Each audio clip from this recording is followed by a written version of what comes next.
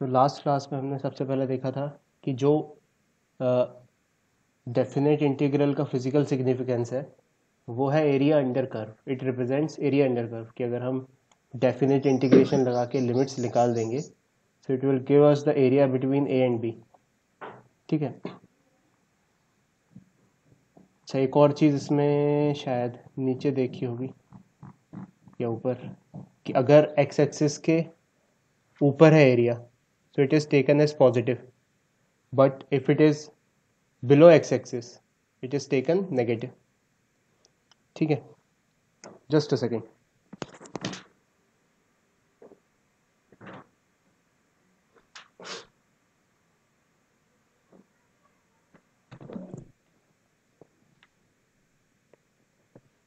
ठीक है, ये चीज़ देखी हमने। फिर आगे बढ़े, वेक्टर्स पे आ गए। दो वेक्टर्स इक्वल तब होंगे जब उनका मैग्नीट्यूड भी बराबर हो और डायरेक्शन भी सेम हो, जैसा नाम अपने आप में सजेस्ट कर रहा है। पैरेलल वेक्टर्स डायरेक्शन सेम हो तो पैरेलल हो जाएंगे, मैग्नीट्यूड सेम हो चाहे नहीं हो उससे कोई फ़र्क नहीं। एंटी पैरेलल मतलब कि अपोजिट डायरेक्शन में, अगर दो वेक्टर्स के बीच का एंगल 90 डिग्री 180 डिग्री हो गया तो वो एंटी पैरेलल कहलाएंगे। उसके बाद बहुत इंपॉर्टेंट कॉन्सेप्ट देखा, नेगेटिव ऑफ अ वेक्टर। तो इंट्यूटिवली हमारा दिमाग कह रहा है कि अगर ए वेक्टर का नेगेटिव बनाना है तो क्या करो, उल्टे डायरेक्शन में उतने ही मैग्नीट्यूड का एक वेक्टर खींच दो, that will be the negative of the required vector. उसके बाद आए Ashta कॉनकरेंट micro. वेक्टर्स पे। कॉनकरेंट वेक्टर्स मतलब कि जो एक ही पॉइंट से ओरिजिनेट हो रहे हैं, same initial point, they are called concurrent vectors. ठीक है। सर शायद किसी का माइक चालू है। हाँ हर्षिता, तुम्हारा माइक चालू है। कॉनकरेंट वेक्टर पे आ गए। फिर आगे बढ़े, आगे बढ़े तो देखा कोप्लेनर वेक्टर। कोप्लेनर वेक्टर अगर वो एक ही प्लेन में है, एक ही प्लेन मतलब एक ही बोर्ड में है अगर, तो हम कहते हैं वो कोप्लेनर वेक्टर है। जैसे इस वाइट बोर्ड पे चार वेक्टर्स बनाए और ये चार वेक्टर्स इसी बोर्ड पे हैं, मतलब सेम प्लेन शेयर कर रहे हैं, तो हम कहेंगे ये चारों वेक्टर्स कोप्लेनर है। लेकिन एक ऐसा वेक्टर बना दिया जो इससे परपेंडिकुलर जा रहा है, इस प्लेन से बाहर निकल रहा है, गोइंग आउट ऑफ प्लेन, तो इन सब वेक्टर्स से प्लेनर नहीं रहेगा, दैट इज नॉन कोप्लेनर। उसके बाद ऑर्थोगोनल और परपेंडिकुलर वेक्टर, दो वेक्टर्स के बीच में अगर एंगल 90 डिग्री हो जाए तो वो परपेंडिकुलर वेक्टर्स है। उसके बाद देखा अगर हमने किसी वेक्टर का मल्टीप्लिकेशन कर दिया स्केलर के साथ तो क्या होगा। लेट्स से एक वेक्टर को 3 से मल्टीप्लाई कर दिया तो उसको हमने मैथमेटिकली 3 गुना कर दिया है, we have magnified it 3 times. Direction वही रहा, बस उसका मैग्नीट्यूड 3 गुना चेंज हो गया। 1/2 से मल्टीप्लाई किया तो यानी 2 से डिवाइड किया तो मैग्नीट्यूड आधा कर दिया। तो कुल मिला के अगर कोई भी फैक्टर है हमारे पास, उसको मल्टीप्लाई किया है उस स्केलर से, जिस भी स्केलर से मल्टीप्लाई कर रहे हैं, तो वो मैग्नीफाइज या डिमिनिशेस कर देगा उसके मैग्नीट्यूड को, है ना, उसी फैक्टर से जिससे मल्टीप्लाई या डिवाइड किया। अच्छा, अब जैसे फॉर एग्जांपल एक वेक्टर है, यहाँ पे लिख देता हूँ ऐसे ही, एक वेक्टर है ए वेक्टर और उसको -3 से मल्टीप्लाई किया, तो अब क्या होगा, इसका मतलब है कि लेट्स से अगर ये ए वेक्टर था, अब -3 से मल्टीप्लाई किया है मतलब उल्टे डायरेक्शन में 3 गुना मैग्नीफाई हो जाएगा। तो -3 ए वेक्टर बनाना है तो 3 गुना लेंथ बनाओ उसकी और उल्टा डायरेक्शन कर दो क्योंकि माइनस है। सो this will represent -3 A vector. ठीक है, if this was a vector this will represent -3 A vector, simple. तो माइनस कर दिया अगर मल्टीप्लाई तो वो रिवर्स भी कर देगा डायरेक्शन को। ठीक है, फिर आगे बढ़े, एंगल बिटवीन ए और बी निकाला, ए और बी के बीच में एंगल निकाला, ऐसे कुछ कुछ ऑप्शंस दिए हुए थे। तो सबसे पहले इसमें क्या कॉन्सेप्ट इन्वॉल्व है कि टेल से टेल कनेक्ट करना है, उसके बाद फिर एंगल का जजमेंट करना है। ठीक है, अगला सवाल ऐसे देख लिया, what is angle between A vector and -3/2 A vector. तो -3/2 A vector is nothing but 3/2 magnitude का ए के उल्टे डायरेक्शन में वेक्टर। तो -3/2 होता चाहे -5/2 होता है, डायरेक्शन ही पूछा है तो 180 डिग्री ही होगा, दैट इज पाई।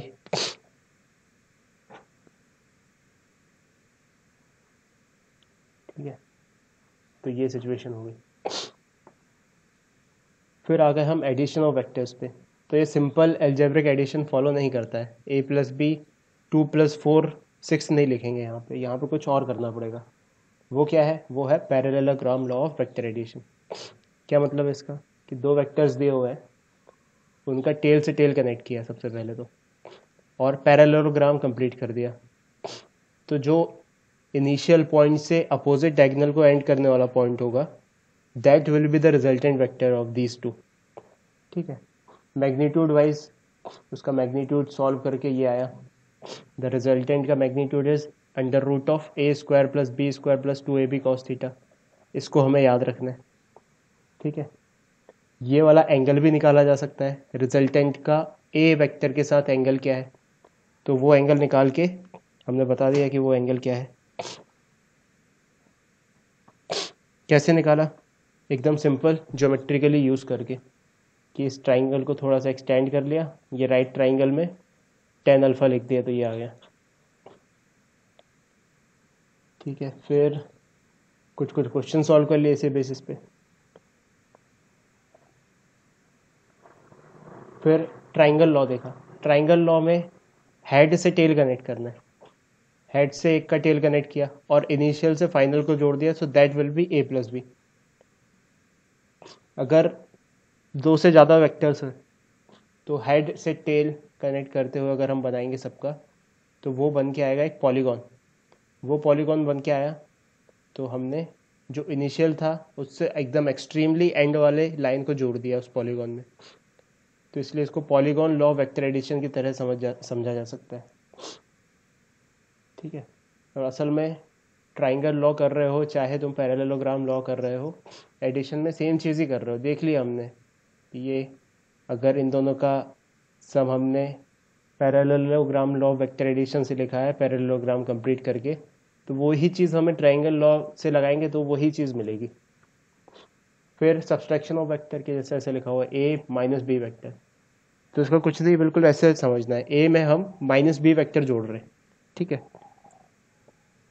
तो इमेजिन करो एक a वेक्टर यहाँ पे दिया हुआ है, b वेक्टर यहाँ पे दिया हुआ है, we need to find out a vector minus b vector. तो माइनस बी उल्टे डायरेक्शन में बना लिया और फिर उसको ऐड कर दिया इसमें पैरेललोग्राम लॉ लगा के। ठीक है, तो यहाँ से जो एंगल लिखेंगे उन दोनों के बीच का, वो पाई माइनस थीटा लिखेंगे, नॉट थीटा। तो cos pi minus theta will become minus cos theta. So a minus B का जो मैग्नीट्यूड है वो a square plus B square minus 2ab cos theta आ जाएगा। ऐसे ही कुछ क्वेश्चन देख लिए यहाँ पे। अब आगे बढ़ते हैं, बहुत इम्पॉर्टेंट चीज़ पढ़ेंगे हम वेक्टर्स की, जो हमारे पूरे मैकेनिक्स और इनफैक्ट सब पूरे फिजिक्स में हमारे काम आएगी, तो उसको बहुत ध्यान से देखो ना। जैसे मान लो सपोज एक वेक्टर ऐसे दिया हुआ है, दिस इज 3 न्यूटन, है ना, किसी भी रैंडम डायरेक्शन में।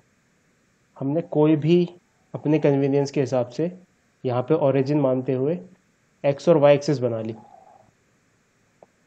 ठीक है, this is x axis and this is y axis. Let's say ये वाला एंगल दिया हुआ था हमको 30 डिग्री। ठीक है, तो अब इस वेक्टर को अगर हम ट्राइंगल कंप्लीट करें, so this vector can be assumed as एक इस चीज का sum of this vector, parallelogram complete कर देते हैं, and sum of this vector. ठीक है, तो अगर ये सपोज v वेक्टर था, तो इस वाले वेक्टर को बोल देते हैं v वेक्टर का component along x, let's say this is vx, और इस वाली चीज़ को बोल देते हैं v का component along y, so that is vy। तो कुल मिला के अगर हम इसको, इस v वेक्टर को पैरेललोग्राम लॉ ऑफ वेक्टर्स के तहत समझें और इंडिविजुअल वेक्टर्स, ये वाला यहाँ बनाया मैंने, दिस इज vx, और ये वाला vy यहाँ बनाया, दिस इज vy, तो इनका अगर पैरेललोग्राम कंप्लीट किया, that will be rectangle in this case, तो इसको v वेक्टर लिख सकते हैं। तो mathematically we can write v vector is equal to nothing but v x vector plus v y vector. ये समझ में आया? What is this x? हम बोलते हैं वी एक्स और वी वाई इसके दो कंपोनेंट्स हैं, है ना। यहाँ पे लिखा हमने v x is component of v vector along x axis और vy is component of v vector along y axis। ठीक है, तो हेडिंग क्या है हमारी? हेडिंग है हमारी कंपोनेंट्स ऑफ अ वेक्टर। तो ऊपर हेडिंग लिखो components of a vector.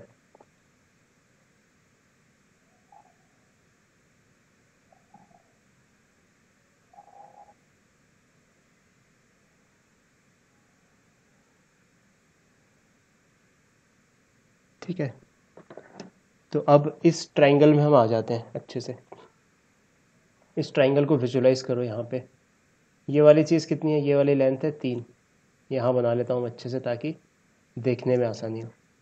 This is 3, this is our v x यहाँ पे मार्क किया, और वी वाई चाहे यहाँ मार्क कर लो चाहे यहाँ मार्क कर लो, बात बराबर है। तो वी वाई हम यहाँ मार्क कर लेते हैं। This is also v y. अब ये वाला एंगल कितना है? 30 डिग्री। एक एंगल हमको दिया हुआ है, एक लेंथ दी हुई है, तो यहाँ पे बाकी सारे दोनों चीज़ें लिख सकते हैं। तो इस ट्राइंगल पे फोकस किया सबसे पहले। तो सबसे पहले साइन 30 डिग्री लिखा। Sine 30 degree will be perpendicular upon hypotenuse. Perpendicular is v y, hypotenuse is 3। तो वी वाई को क्या लिख दिया यहाँ से? 3 साइन 30 डिग्री, है ना। इसको यहाँ पे लिख लेते हैं अच्छे से, जगह ज़्यादा मिल जाएगी। V y is equals to 3 sine 30 degree. Similarly cos theta लिखा है यहाँ से, cos 30 degree. Cos 30 will be base that is v x upon hypotenuse that is 3। तो यहाँ से वी एक्स को लिख दिया हमने 3 कॉस 30 डिग्री। ठीक है, तो हम वी एक्स को क्या लिख सकते हैं? 3 कॉस 30 डिग्री, और वी वाई को लिख सकते हैं 3 sine 30 degree. So this can be written as v x. V x कहाँ से आया? 3 कॉस 30 डिग्री। तो इसको लिख दो फाइनली 3 कॉस 30 डिग्री। और किस डायरेक्शन में है ये? This is along the x axis, so it will be i cap. And v y is 3 sine 30 degree along j cap. तो वेक्टोरिकली हमने वी वेक्टर को ऐसे रिप्रेजेंट कर दिया finally. V vector is equals to 3 cos 30 degree i cap plus 3 sine 30 degree j cap.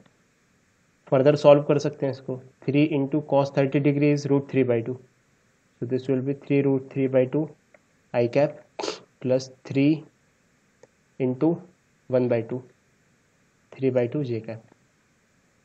ठीक है, तो यहाँ पे हम समझ गए कि हम किसी भी वेक्टर को ऐसे रिप्रेजेंट कर सकते हैं कि वो एक्स और वाई से कंपोनेंट्स के फॉर्म में रिप्रेजेंट कर सकते हैं। तो मतलब ये वेक्टर ओरिजिनल वेक्टर था, this was original vector, this is x component and this is y component. ठीक है, तो हम किसी भी वेक्टर को उसके एक्स और वाई दो म्यूचुअली परपेंडिकुलर डायरेक्शन में कंपोनेंट्स में तोड़ के लिख सकते हैं। ठीक है, ये समझ में आया? इसको शब्दों में लिखते हैं। ठीक है, अच्छा, ये तो हमने एक्स कंपोनेंट लिया और वाई कंपोनेंट लिया। क्यों? क्योंकि एक्स और वाई प्लेन में था ये। अच्छा, इमेजिन करो अगर ये तीसरे प्लेन में भी आ जाता जेड में, तब क्या करते? तब उसका तीसरा कंपोनेंट भी आ जाता, है ना। और कितने म्यूचुअली परपेंडिकुलर डायमेंशन पॉसिबल हैं? 3 म्यूचुअली परपेंडिकुलर डायमेंशन पॉसिबल हैं, जिनको 3 डायमेंशन बोलते हैं अपन। तो किसी भी वेक्टर को मैक्सिमम 3 फॉर्म में, 3 वेक्टर्स के कंपोनेंट्स के फॉर्म में तोड़ के लिखा जा सकता है। तो यहाँ पे हम लर्निंग पॉइंट लिख रहे हैं, एनी परपेंडिकुलर नहीं, any vector can be represented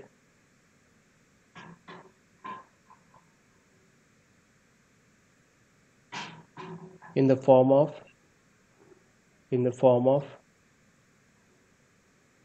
components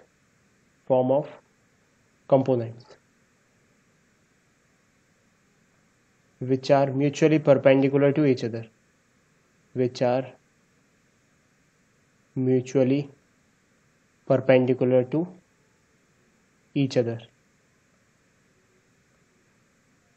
ठीक है। तो इसको सिम्बॉलिकली ऐसे लिख सकते हैं, v vector, any v vector can be written as x component i cap plus y component j cap plus v z k cap.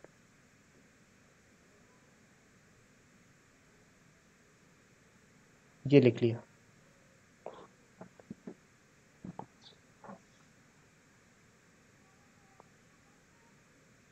ठीक है, और इसके कुछ, इस फॉर्म के कुछ लर्निंग पॉइंट्स हम यहाँ पे लिख लेते हैं। अगर v का मैग्नीट्यूड निकालना है, so that v will be, the magnitude of v will be v x square plus v y square plus v z square का अंडर रूट। ठीक है, जैसे एग्जाम्पल ऐसे दिया हुआ एक v vector 3i cap plus 4j cap plus 6k cap, find magnitude of v vector. तो हम क्या करेंगे, हम करेंगे वी वेक्टर का magnitude is nothing but 3 square plus 4 square plus 6 square का अंडर रूट। तो इसको सॉल्व किया, 3 स्क्वायर क्या होता है 9, 4 स्क्वायर क्या होता है 16, 6 स्क्वायर क्या होता है 36, सो इट विल बी 25 प्लस 36 का रूट। इसको सॉल्व किया तो कितना आया, रूट 61। तो ये आंसर हो गया। ठीक है, एक और एग्जांपल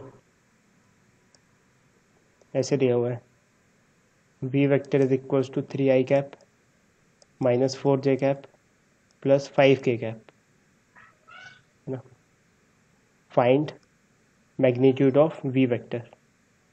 तब क्या करेंगे, यहाँ पे सॉल्व करेंगे।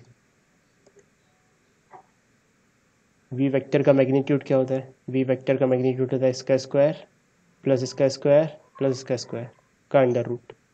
तो यहाँ पे एक्स कंपोनेंट है 3, तो 3 का स्क्वायर, वाई कंपोनेंट है -4, तो -4 का स्क्वायर, जेड कंपोनेंट है 5, तो 5 का स्क्वायर। तो ये कितना हो गया 9, -4 का स्क्वायर प्लस 16 होगा 25, 5 का स्क्वायर। इसको सॉल्व किया, 9 plus 16 25 plus 25, this is 25 and 25, so it will be 50 is nothing but 2 into 25 root से बाहर आया तो 5, तो 5 root 2, this will be the answer. कहने का मतलब अगर माइनस लिखा आ गया तो मैग्नीट्यूड में प्लस होके ही जुड़ेगा वो स्क्वायर में, है ना। तो मतलब कुल मिला के अगर हमारे पास ऐसी सिचुएशन आ गई कि बताओ वी वेक्टर दिया हुआ है 7i cap minus 2j cap minus k cap और इसका मैग्नीट्यूड बताना है, तो हमें क्या करना है, हमें कुछ नहीं, जो जो चीज़ें दी हुई हैं केवल मैग्नीट्यूड के टर्म्स में उसको ऐड करके स्क्वायर करके ऐड कर देना है। ठीक है, तो डायरेक्ट आंसर लिखेंगे बिना कुछ सोचे समझे। 7 का स्क्वायर 49, 2 का स्क्वायर 4, 1 का स्क्वायर 1, ये आंसर है, रूट 54। माइनस वाइनस का कोई दिक्कत नहीं, यहाँ पे एक और माइनस होता तब भी यही आंसर होता, यहाँ माइनस की जगह प्लस होता तब भी यही आंसर होता। ठीक है, कोई फ़र्क नहीं, यहाँ माइनस प्लस कुछ भी होता आंसर यही होता। तो ये याद रखना है हमें, क्योंकि वो मैग्नीट्यूड रिप्रेजेंट कर रहा है, लंबाई।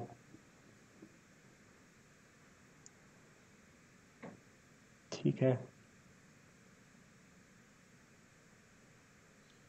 एक और क्वेश्चन है, ऐसा दिया हुआ है, A vector is given as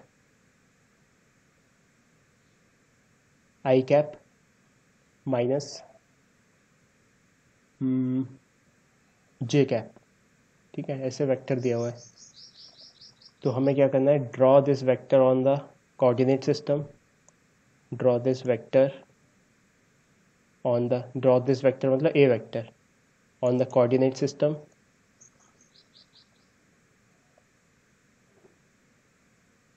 and what angle does it make with the positive direction of x-axis, x-axis के साथ ये कितना एंगल बना रहा है ये बताना है, ठीक है। तो सॉल्व किया इसको, सॉल्व करने गए तो सबसे पहले इसका कंपोनेंट्स चेक किए कि x कंपोनेंट क्या है इसका, वी एक्स नहीं, इस क्वेश्चन में a दिया हुआ है, तो x component is A x is 1 क्योंकि 1 आई कैप लिखा हुआ है, ठीक है, और y component is a y is -1 क्योंकि -1 दिया हुआ है। इसका मतलब हमें x एक्सिस पे 1 प्लॉट करना है और y एक्सिस पे -1 प्लॉट करना है और वेक्टर खींच देना है। तो हमने बनाई कोऑर्डिनेट सिस्टम, यहाँ पे x एक्सिस पे कितना प्लॉट करना है 1, तो ये लो भाई, ये x एक्सिस है हमारी, ये y एक्सिस है। z का तो काम ही नहीं, इधर z है ही नहीं, है ना, तो z के बारे में सोचना ही नहीं है, ठीक है। ए एक्स एक्सिस मतलब कि 1 प्लॉट किया, y में कितना -1 प्लॉट किया, ये लो।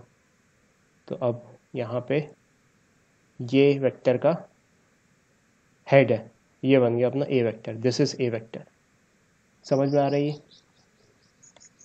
कुछ भी नहीं, चीज़ समझ में नहीं आया तो बोलते जाना, ये बहुत इंपॉर्टेंट चीज़ है। ये चीज़ स्किप हो गई तो फिर नेक्स्ट चीज़ मैं समझाने में मुझे बहुत दिक्कत आएगी, और ये चीज़ अगर तुम समझ गए धीरे धीरे तो फिर आगे की चीज़ बहुत आसानी से समझ जाओगे। तो this is our A vector, ये आंसर है, ठीक है। तो ये मार्क कर दिया कोऑर्डिनेट सिस्टम में, पॉइंट भी मार्क कर दिया, दिस इज़ 1, दिस इज़ -1, ठीक है। अब अगला सवाल क्या पूछा उसने, what angle does it make with the positive direction of x axis. तो positive direction of x axis ये है, और ये वाला एंगल पूछा है, A vector positive x axis से कितना बना रहा है। We have to find this angle, let's zoom it in. ये वाला एंगल कितना है, तो अब देख लो बस ट्राइंगल से, ये ट्राइंगल देखा, ये वाली चीज़ है 1, ये वाली लेंथ भी 1 है, तो tan theta, let's say this angle is theta, so tan theta किसके बराबर होगा, tan थीटा होगा perpendicular upon base, that is 1/1, तो tan theta is 1। tan theta 1 कब होता है, जब थीटा 45 डिग्री हो जाए, यानी कि π/4। So answer is tan theta is π/4। Zoom out कर लेते हैं। सर डायगोनल की लेंथ थोड़ी ना 1 होगी। डायगोनल की लेंथ 1 नहीं होगी, बिल्कुल सही कहा तुमने।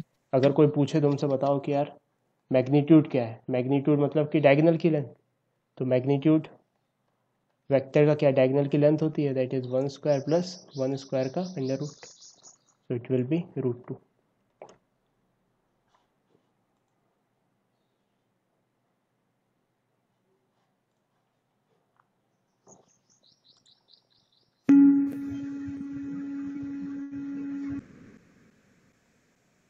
ठीक है, समझ में आया ये सवाल। तो कुल मिला के हमें ऐसे कंपोनेंट्स निकाल के हुए उनका लिख देना है।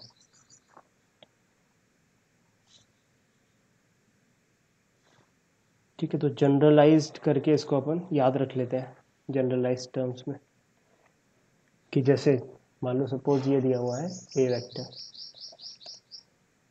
किसी भी दो म्यूचुअली परपेंडिकुलर डायरेक्शन में इसको रिजॉल्व कर सकते हैं, किन्हीं भी दो, मतलब ज़रूरी नहीं है कि जो एक्स और वाई खींचा हमने वो ऐसे ही आए, बिल्कुल ज़रूरी नहीं है, वो ऐसे भी बना सकते हो तुम अपनी चॉइस ऑफ एक्सिस के हिसाब से। लेट्स से तुमने एक्स वाई एक्सिस इधर मार्क कर लिया, तो एक्स एक्सिस इधर हो गया। अब रिजॉल्व करना है अगर इसको, तो हमें याद रखना है, ठीक है, ये इंपॉर्टेंट चीज़ है, बहुत इंपॉर्टेंट चीज़, ये चीज़ भूलना मत, इसमें कोई गलती मत करना कभी भी लाइफ में। लेट्स से ये एंगल थीटा है, है ना, एक्स एक्सिस के पास वाला। तो हमें ऐसे याद रखना है, हमको इसको रिजॉल्व करेंगे जब दो वेक्टर्स में। तो ये टॉपिक जो हम पढ़ रहे हैं, this is nothing but resolution of vector. तो एक छोटी सी लाइन लिख लो ऊपर, resolution of vectors of a vector into its components. Components में रिजॉल्व कर रहे हैं अपन वेक्टर्स को, बहुत इजी है ये।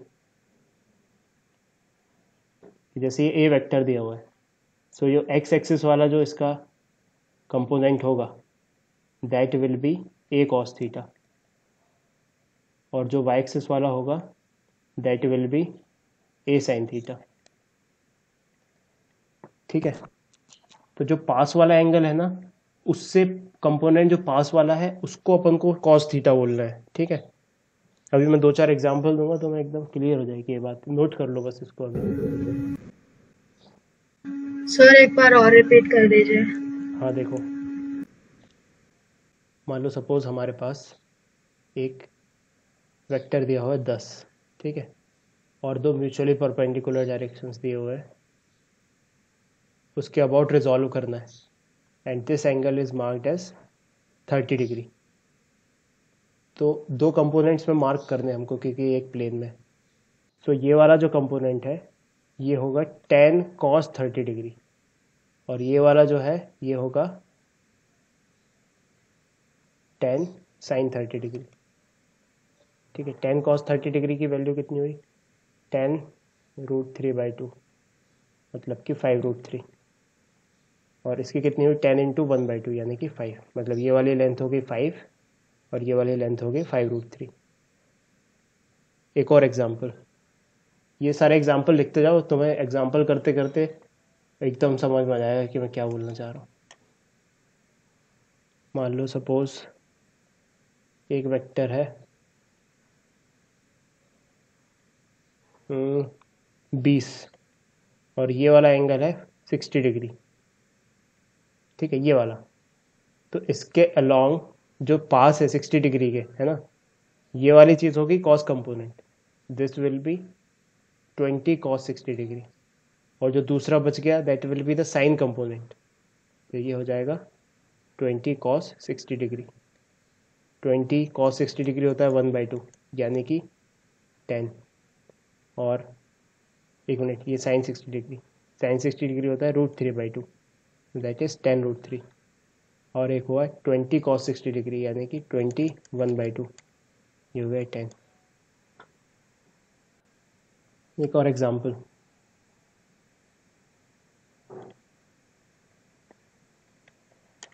ऐसे दिया हुआ है, ये है सपोज f,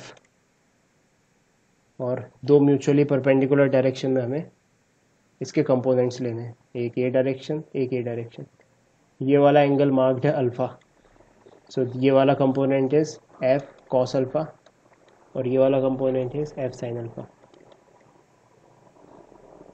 ठीक है, क्यों, क्योंकि पास वाला जो एंगल होता है उसका पास वाला कंपोनेंट कॉस कंपोनेंट होता है, दूसरा वाला जो बच गया वो साइन कंपोनेंट होता है। एक और example,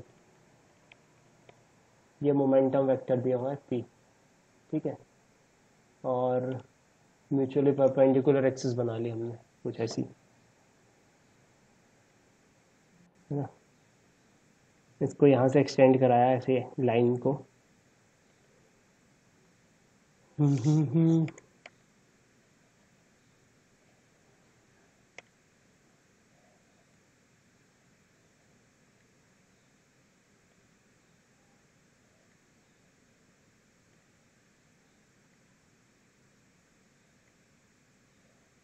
this angle is marked as theta.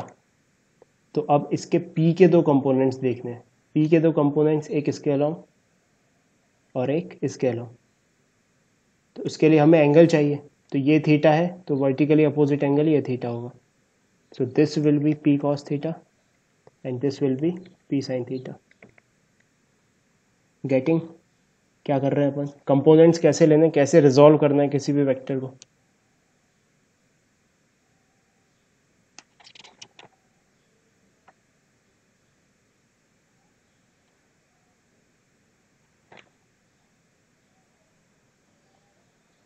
ठीक है, एक और एग्जांपल।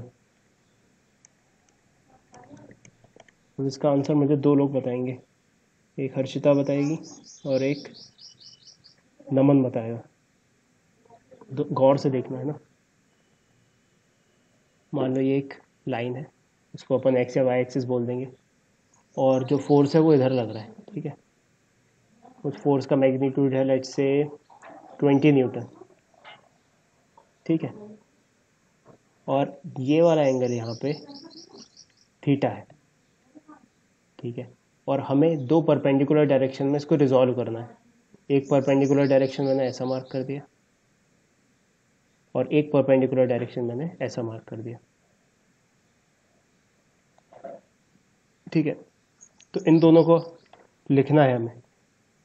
तो अगर ये थीटा है तो ट्राइंगल को कंप्लीट करके देखें तो this will B 90 minus theta, है ना। और अगर ये 90 माइनस थीटा तो ये ओवरऑल 90 है, ये वाला ओवरऑल 90 है, तो ये वाला कितना बचा, ये वाला थीटा बचा। ये समझ में आया। तो इसको क्या लिखेंगे, 20 वाले के पास वाला कंपोनेंट है थीटा, ये वाला एंगल है। सो this will B 20 cos theta and this will B 20 sine theta. So, नमन,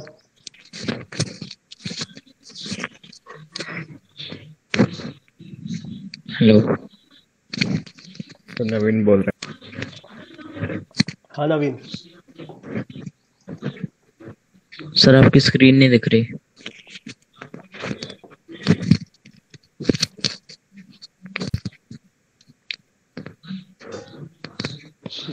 किस किस को नहीं दिख रही स्क्रीन? सर स्क्रीन तो दिख रही है लेकिन स्ट्रक हो रहा है बीच बीच में। बीच बीच में स्ट्रक हो रहा है। ये रिजॉल्विंग वाला कॉन्सेप्ट समझ में आया हर्षिता? हाँ सर, अभी थोड़ा और कैप्चर करना है। ठीक है, दिव्या समझ में आया?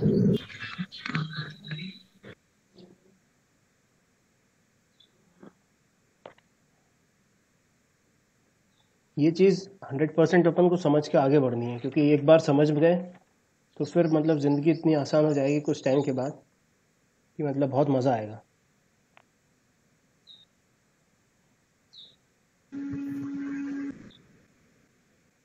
सर हाँ हर्षिता, सर एक बार ब्रीफ में बताओगे क्या? एक बार ब्रिज। ब्रीफ में बताओगे क्या फिर से? हाँ, मैं एक और एग्जांपल है। देखो इतने सारे एग्जांपल जब हम करेंगे तो कॉन्सेप्ट फिर समझ में आ ही जाएगा। एक और एग्जांपल कर लेते हैं। लो मान लो सपोज वेक्टर है फोर्स वाला इस तरफ, कुछ भी बोल देते हैं उसको, एक्स वेक्टर, और इसके कंपोनेंट्स लेने हैं हमको, एक इस तरफ और एक इस तरफ। मार्क करके ये एंगल दिया हुआ कि किसी तरीके से हमने इसको थीटा मान लिया। तो अब एक एक्स कॉस थीटा होगा, एक एक्स साइन थीटा होगा।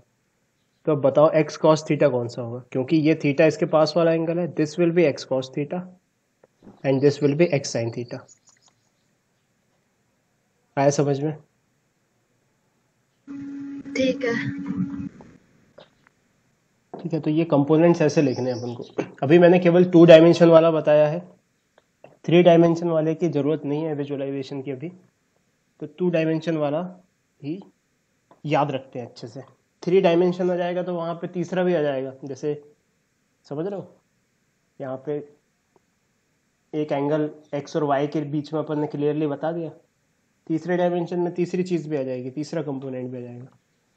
तो उसको अभी अपन 2 डायमेंशन तक ही कन्फाइंड रखते हैं।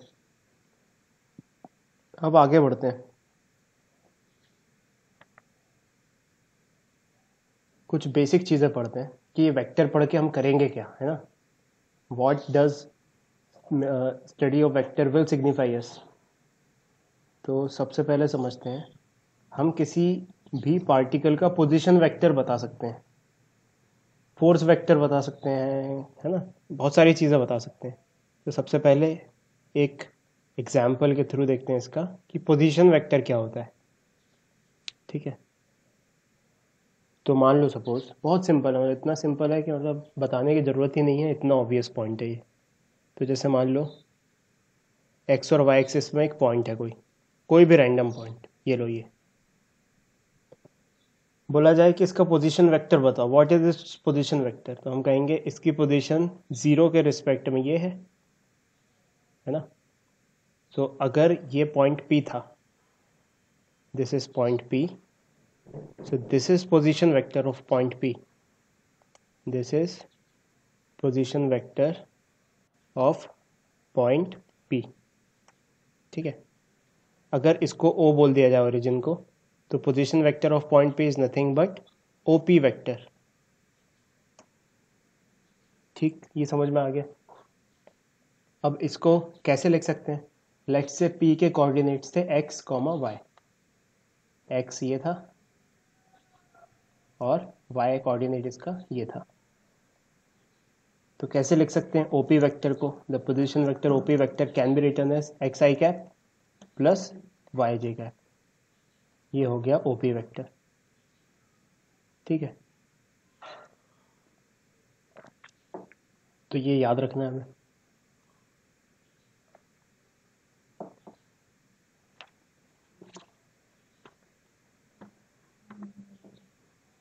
Next, displacement vector.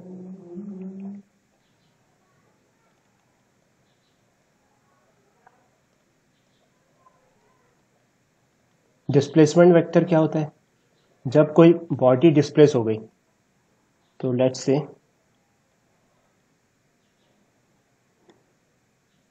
एक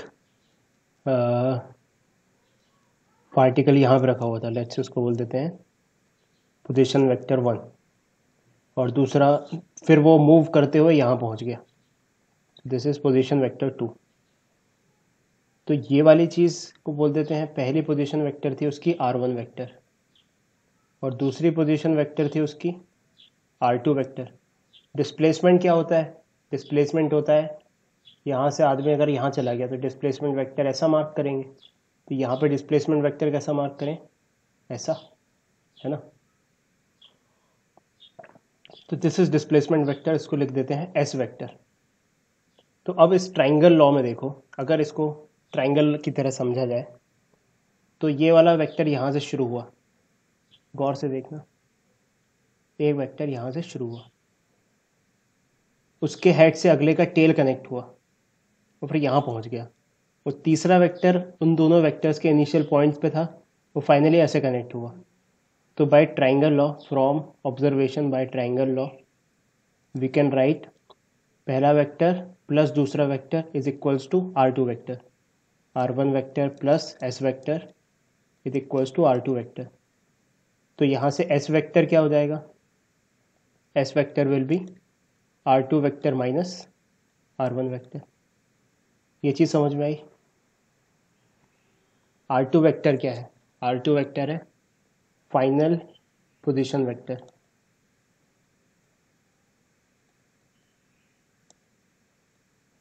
R1 क्या है, इनिशियल पोजीशन वेक्टर।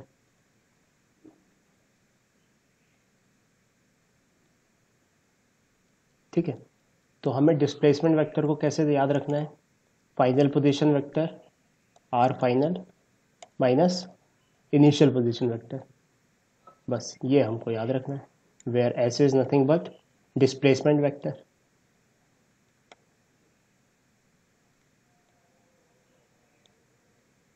ठीक है,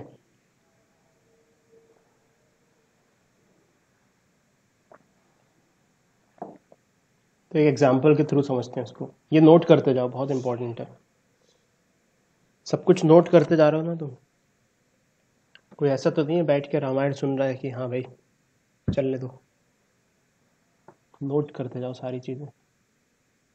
यस सर। जैसे एक एग्जांपल, मान लो सपोज इनिशियली ऑब्जेक्ट था 3,3 पे, और फाइनली पार्टिकल पहुंच गया 5,4 पे, समझ रहे हो, इनिशियल से फाइनल, तो डिस्प्लेसमेंट ये होगा। तो डिस्प्लेसमेंट वेक्टर लिखना है तो कैसे लिखें, displacement vector is R final minus R initial, ये डिस्प्लेसमेंट वेक्टर लिखा हमने। फाइनल को क्या लिखेंगे, final vector is 5i cap plus 4j cap, and initial is 3i cap plus 3j cap. कुल मिला के 5 को 3 से माइनस कर देना है ना। तो यहाँ पे फाइनल वेक्टर लिखा 5i cap plus 4j cap minus initial vector लिखा 3i cap plus 3j cap. अब माइनस कर दिया, तो माइनस किया तो 5। अब आई कैप वाले अलग माइनस होंगे, जे कैप वाले अलग माइनस होंगे। इसको ऐसे समझ सकते हो कि आई कैप को कॉमन ले लिया और 5 माइनस 3 कर दिया, तो it will B 2i cap. और 5 जे कैप कॉमन लिया और 4 माइनस 3 तो 1j कैप। ठीक है, तो this will be the displacement vector. तो ये तो पहली बार अपन ने ऐसा किया, इसलिए इतना डिटेल में लिखा है। आंसर कैसे लिखना है, देखते ही आंसर ऐसे लिखना है कि इनिशियल पॉइंट था 3,3, फाइनल पॉइंट था 5,4, मतलब जो डिस्प्लेसमेंट वेक्टर है वो ये है। तो आई कैप के आगे क्या लगाओ, 5 माइनस 3 2i कैप। जे कैप के आगे क्या लगाओ, 4 माइनस 3 जे कैप, हो गया 1j cap. This is the displacement vector. Technically हम क्या कर रहे हैं, फाइनल पोजीशन वेक्टर में से इनिशियल पोजीशन वेक्टर माइनस कर रहे हैं। नोट कर लो इसको अच्छे से। सर एक बार रिपीट कर रहा हूँ ऊपर से, कहाँ से, ये वाला? जो आपने हाँ देखो सिचुएशन क्या थी, सिचुएशन बोल रहा है वो इनिशियल पॉइंट से कुछ फाइनल पॉइंट पे चला गया। इनिशियल पॉइंट था 3,3, फाइनल पॉइंट था 5,4। तो फाइनल वेक्टर क्या हुआ, फाइनल वेक्टर हुआ 5i cap plus 4j cap. तो ऐसे लिख देंगे फाइनल माइनस इनिशियल, क्योंकि displacement vector is final vector minus initial vector. Initial vector was 3i cap plus 3j cap, तो it is 3i cap plus 3j cap. अब इनको subtract कैसे करना है, i का सब्सट्रैक्शन i के साथ ही होगा, तो i कॉमन लेके 5 माइनस 3 किया तो 2 आ गया, 2i कैप। j का सब्सट्रैक्शन, j कॉमन लिया तो एक इधर से आया 4 और इधर से आया 3, तो 4 minus 3 is 1, so it is 1j cap. तो ऐसे फाइनली हमने डिस्प्लेसमेंट वेक्टर लिख दिया, है ना। इतना Yes, ऐसे बार ऐसे लिखने की ज़रूरत नहीं है हर बार। हमने टेक्निकली किया क्या है, सोचो इसको। इनिशियल पॉइंट ये था जिसका कोऑर्डिनेट था 3,3, फाइनल पॉइंट ये था जिसका कोऑर्डिनेट क्या था 5,4। तो इसके x में से, इसके 5 में से इसका x माइनस कर दिया इनिशियल का, 5 माइनस 3 इज 2, तो 2i कैप लिख दिया। और फिर 4 माइनस 3 क्या, तो 1 j cap is j cap, तो j कैप लिख दिया। तो ये डायरेक्टली ऐसे लिखेंगे अगर अपने पास सिचुएशन आएगी तो, है ना। ये इलेबरेट करने के लिए कि क्या किया हमने, थॉट प्रोसेस तुम तक पहुँचे। लेकिन थॉट प्रोसेस पहुँचने के बाद हर स्कूल के एग्ज़ाम मतलब हर क्वेश्चन को सॉल्व करते हुए ऐसे नहीं लिखेंगे हम, डायरेक्टली ऐसे लिखेंगे।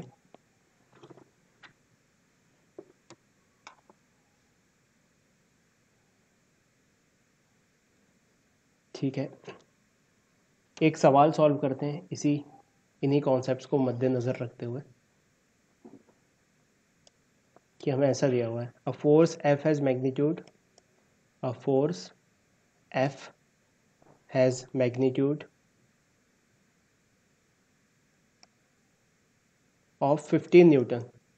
ठीक है, direction of F is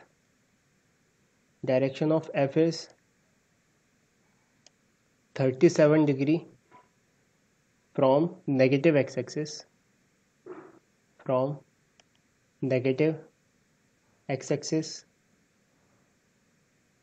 towards positive y axis,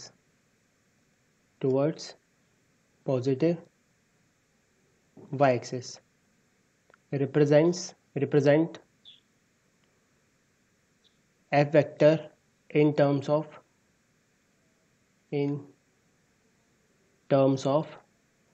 I cap and J cap। F vector है, उसका मैग्नीट्यूड 15 न्यूटन है और एंगल दिया हुआ है 37 degree from negative x axis towards positive x axis. तो हमें F को रिप्रेजेंट करना है आई कैप और J कैप के टर्म्स में। ठीक है, तो सबसे पहले तो क्वेश्चन को अच्छे से पढ़ते हैं और उसके आधार पर सिचुएशन ड्रॉ करते हैं। तो लिखा हुआ है, a force F vector has magnitude of 15 Newton. ठीक है, direction of F vector is 37 from negative x axis towards positive x axis. तो सबसे पहले तो हमने बनाया कोऑर्डिनेट सिस्टम, क्योंकि कोऑर्डिनेट सिस्टम के आधार पे ही कुछ एंगल डिस्क्राइब किया गया है।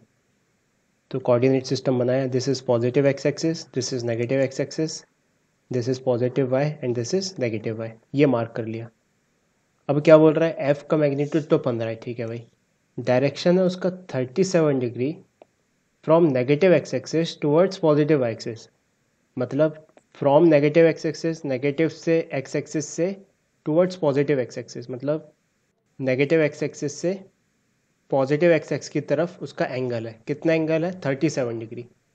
सो the angle from negative x axis से positive x axis is 37 degree. तो यहाँ से हमने 37 मार्क किया, ये लो। तो इतना है, ये है vector, this is the vector and this angle is 37 degree.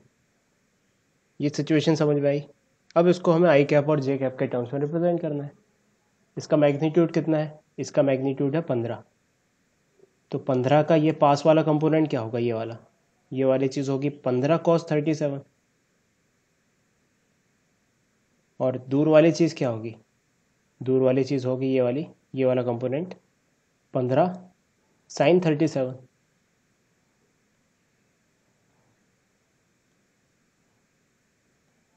ये इतना समझ में आ रहा है, इतना ही समझने का है इस क्वेश्चन में, फिर तो बस आंसर लिखना है। Yes sir.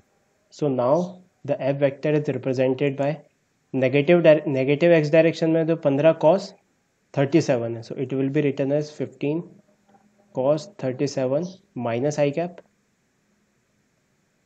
Plus y axis में पॉजिटिव है, पॉजिटिव वाई एक्सिस में, तो ये हो गया 15 sin 37 जे कैप। ठीक है, ये आंसर हो गया। अब मैं तुम्हें एक जनरल नॉलेज के लिए एक बहुत इंपॉर्टेंट चीज़ बता देता हूँ। एक पाइथागोरियन ट्रिपलेट होता है, ये आंसर है यहाँ तक, तो नोट कर लो, फिर उसके बाद मैं बहुत इंपॉर्टेंट बात बताने जा रहा हूँ तुम्हें।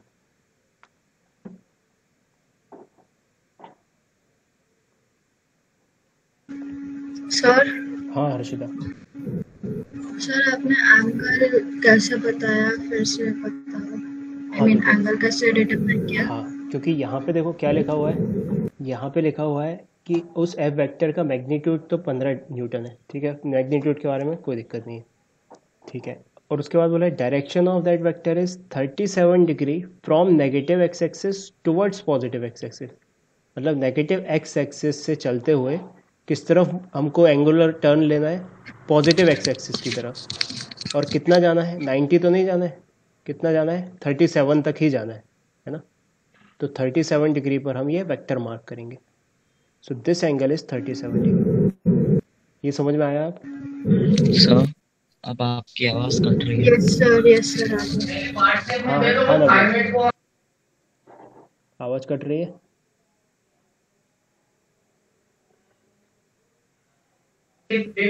ये वाला आईडी है।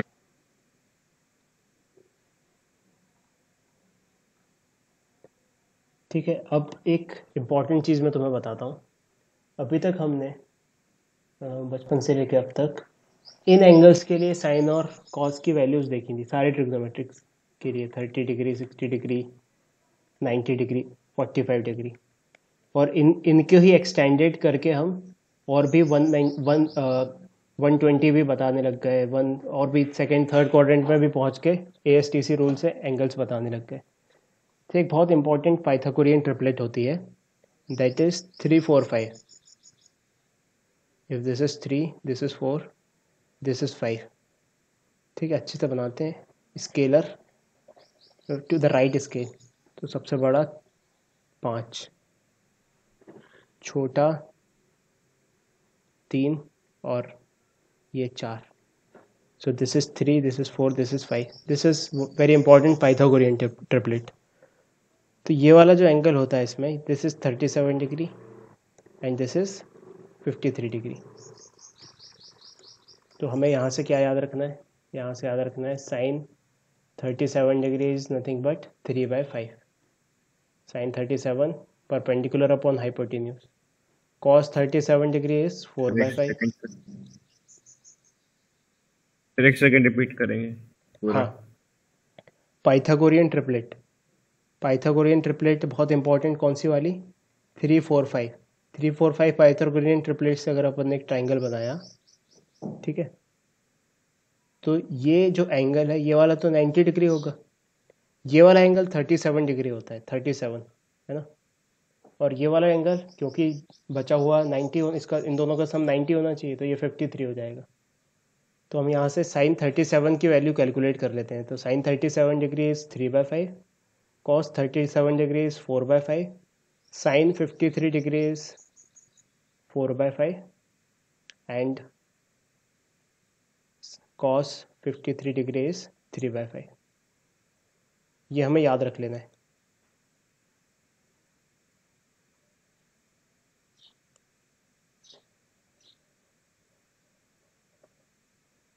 tan वाला एंगल भी मार्क कर सकते हैं। tan 37 degrees 3/4 and tan 53 degrees 4/3। तो ये हमारे 30, 60, 90 और 45 वाले में एक एंगल और जुड़ गया जिसकी वैल्यू हमें डायरेक्टली याद रहेगी। और ये उनसे भी इजी है याद रखने के लिए क्योंकि पाइथागोरियन ट्रिपलेट 3, 4, 5 इन्वॉल्व है यहाँ पे। ठीक है, तो इसको नोट बना के अच्छे से याद रख लो। और ऊपर वाले क्वेश्चन में अपन इसका हल्का सा यूज़ करते हैं कि cos 37 डिग्री को क्या लिख सकते हैं। cos 37 डिग्री को लिख सकते हैं 4/5 और sin 37 डिग्री को क्या लिख सकते हैं, sin 37 डिग्री को लिख सकते हैं 3/5। तो इसको अगर अच्छे से फर्दर सॉल्व कर लिया जाए तो it will B -15 into 4/5 I cap plus 15 into 3/5 J cap. तो 5 से 5 कटा तो 3 4 12, सो it will B -12 I cap. और यहाँ से 5 से 5 का 5 3 15, 3 3 9, तो 9 जे कैप। तो final answer would be -12 I cap plus 9 J cap. ये फाइनल आंसर है।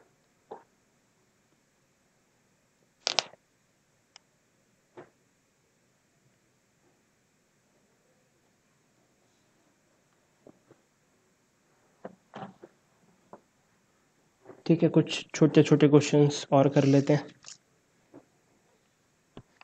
जिससे हमारी अंडरस्टैंडिंग अच्छी हो जाए।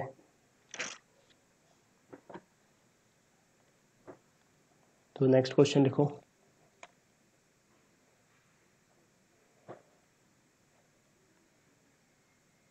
Find magnitude and direction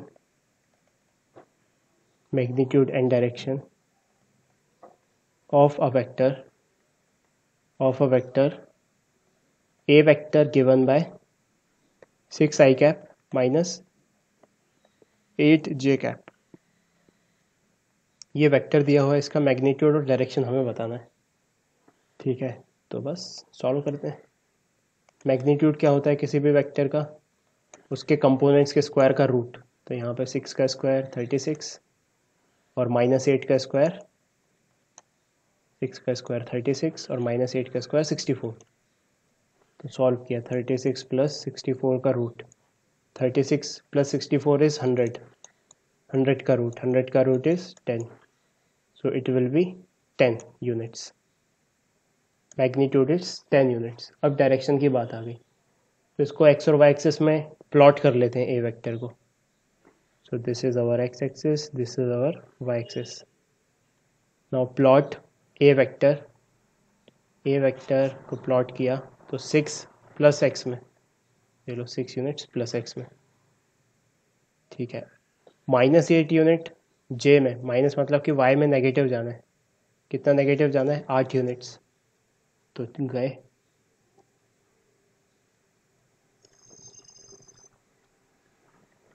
8 unit negative में गए, तो ये दो ये चले गए 8 units.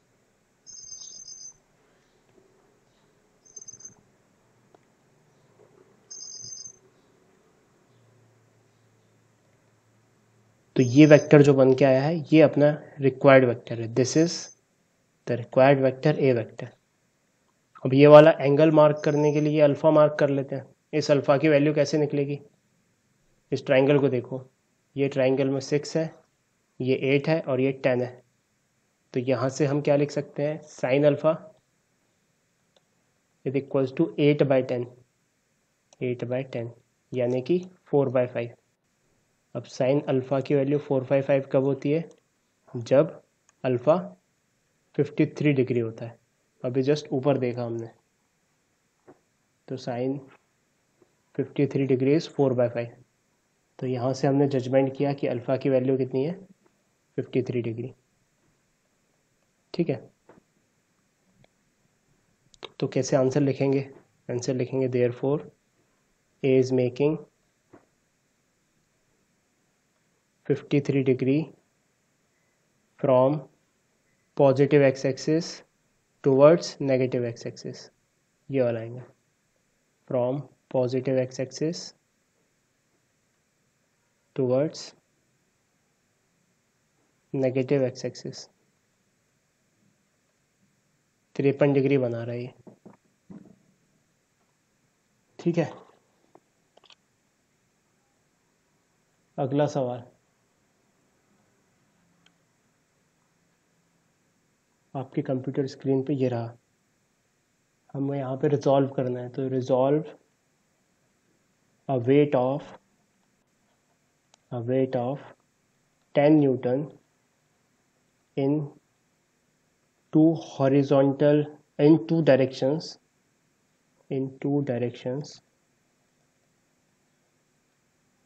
which are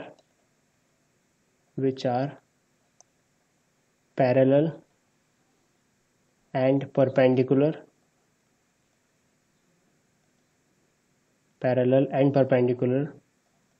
to a slope inclined at 30 degree to the horizontal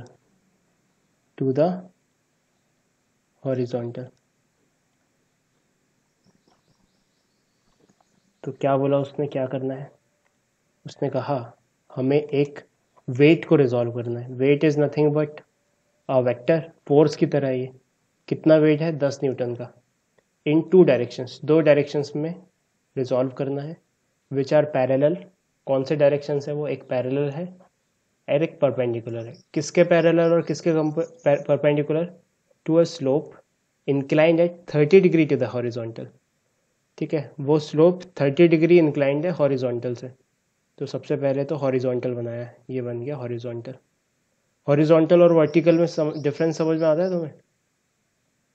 horizontal मतलब कि जिस सरफेस पे हम चलते हैं वो हॉरिजॉन्टल है।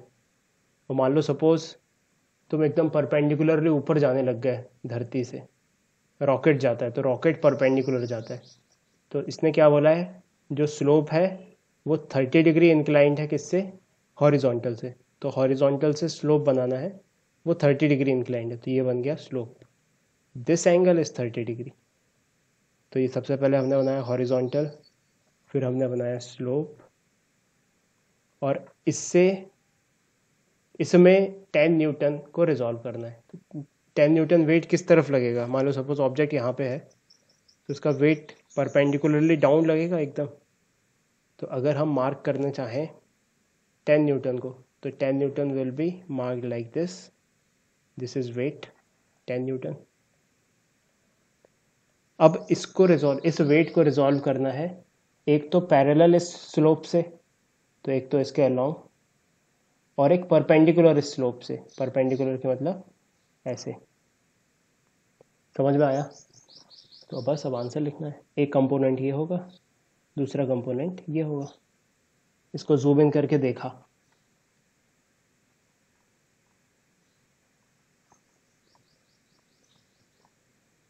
तो दिस एंगल इज 30 डिग्री, तो ये वाला कितना होगा? इस ट्राइंगल को देखो, कंप्लीट करो, ये 90 डिग्री है, तो this is 30, so this will B 60, और ये ओवरऑल 90 है, तो this is 60, so this is 30। अब हम रिजॉल्व कर लेंगे, वैसे इतने से काम चल जाएगा। 60 डिग्री मिल गया एक बार, तो ये 10 है, so this is 10 cos 60 degree and this is 10 sin 60 degree. ठीक है, तो आंसर क्या लिखेंगे? प्लेन के परपेंडिकुलर वाला कंपोनेंट, ये परपेंडिकुलर है, स्लोप के पैरेलल वाला कंपोनेंट और परपेंडिकुलर कंपोनेंट लिखना है हमें। तो पैरेलल कंपोनेंट कितना है 10, this is parallel component and this is perpendicular component. Parallel component is 10 cos 60 degree, तो 10 cos 60 डिग्री की वैल्यू होती है 1/2, so that is 5 Newton. Perpendicular component 10 sin 60 degree √3/2 यानी कि 5√3 न्यूटन। ये आंसर हो गया, नोट कर लो इसको।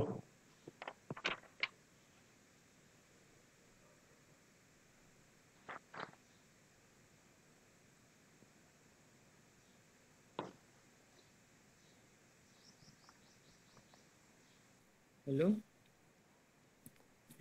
हाँ अमोक,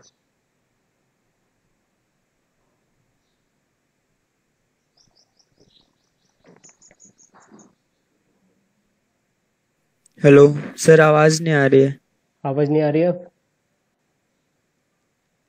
रीजॉइन करता हूँ मैं एक बार फिर से। इसको नोट कर लो सबसे पहले सब बच्चों।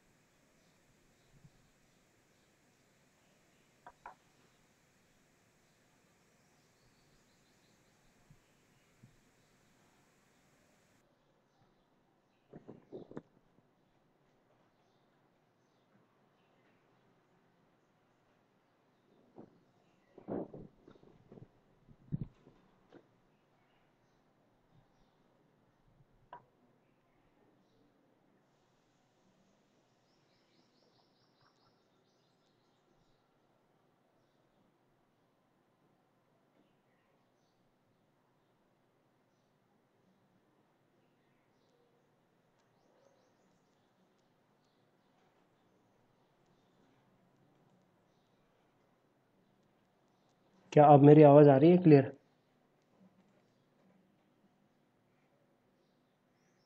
हाँ सर, ये सर आ रही है अब। ठीक है, मैं स्क्रीन शेयर करता हूँ।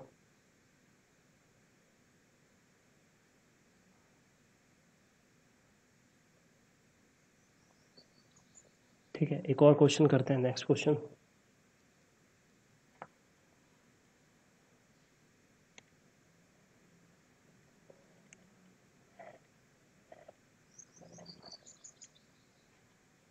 क्वेश्चन लिखो, resolve horizontally and vertically, resolve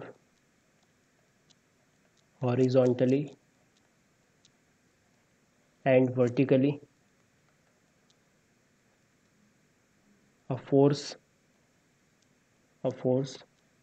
F is equals to 8 Newton which makes 45 degree with the horizontal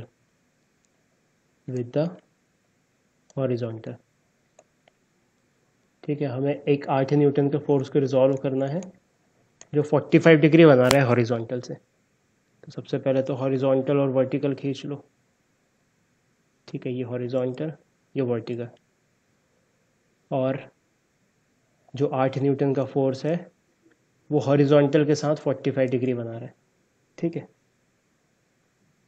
तो ये वाला कंपोनेंट कितना होगा 8 cos 45 और ये वाला कंपोनेंट कितना होगा 8 sin 45। तो हो गया बस, दो कंपोनेंट्स क्या होगा इसके 8/√2 और दूसरा कंपोनेंट भी 8/√2 क्योंकि sin 45 और cos 45 दोनों 1/√2 होते हैं। फर्दर सॉल्व किया इसको, so it will be 4√2 newton and this will be 4√2 newton. ठीक है, बस ये आंसर हो गया, 4√2 and 4√2 these are two components. ठीक है, नेक्स्ट क्वेश्चन एक और।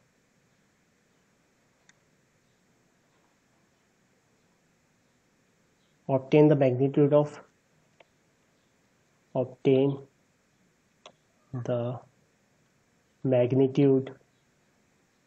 of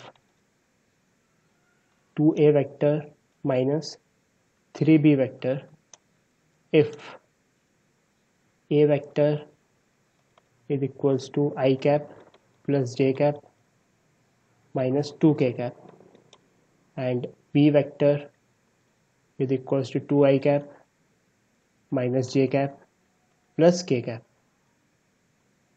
ये हमारे पास दो वेक्टर्स हैं और इनका ऐसे इस चीज़ की वैल्यू निकालनी है, इसका मैग्नीट्यूड निकालना है इस चीज़ का।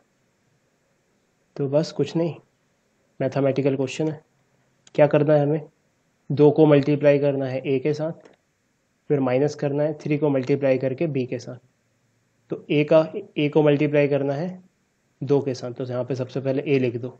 a क्या है, आई cap minus J cap minus 2k cap, इसको 2 से मल्टीप्लाई करना है। फिर माइनस करना है 3 से मल्टीप्लाई करके b का, 2i cap minus J cap plus k cap. यहाँ पे उठा के हमने b रख दिया, है ना। ये हमारी रिक्वायरमेंट है, इसका मैग्नीट्यूड निकालना है। सबसे पहले वेक्टर कैलकुलेट किया, अच्छा 2 से मल्टीप्लाई किया वेक्टर को, तो उसके सारे कंपोनेंट्स 2 से मल्टीप्लाई हो जाएंगे।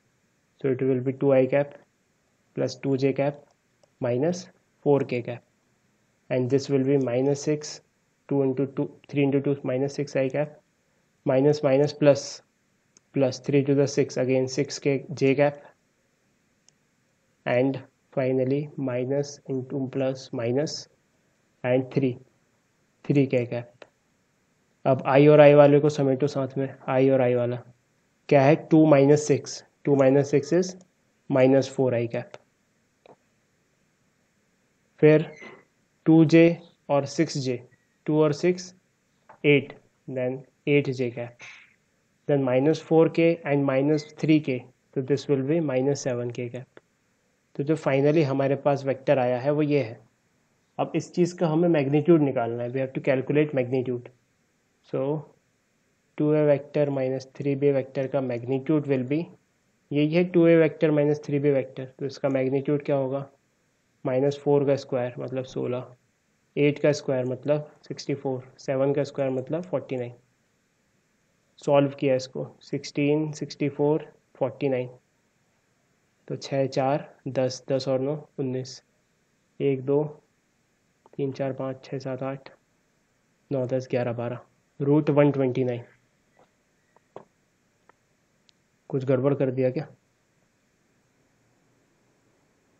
कुछ कैलकुलेशन मिस्टेक लग रही है क्या। आई cap plus J cap minus 2k cap है ए, कहाँ पे कहाँ पे सर 6j नहीं आएगा वहाँ पे, बी बी बी वेक्टर पे सर, वहाँ पे 2j आएगा।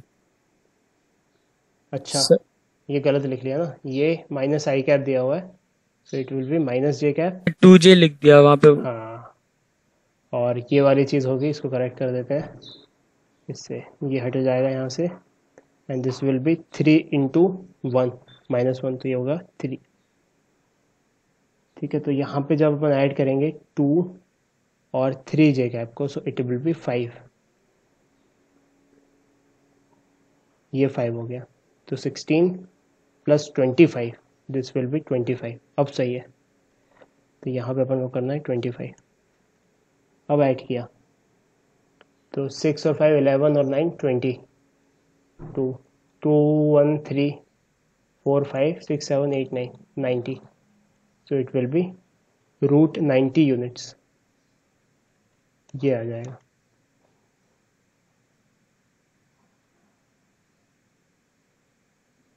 समझ गए, ऐसे करना है।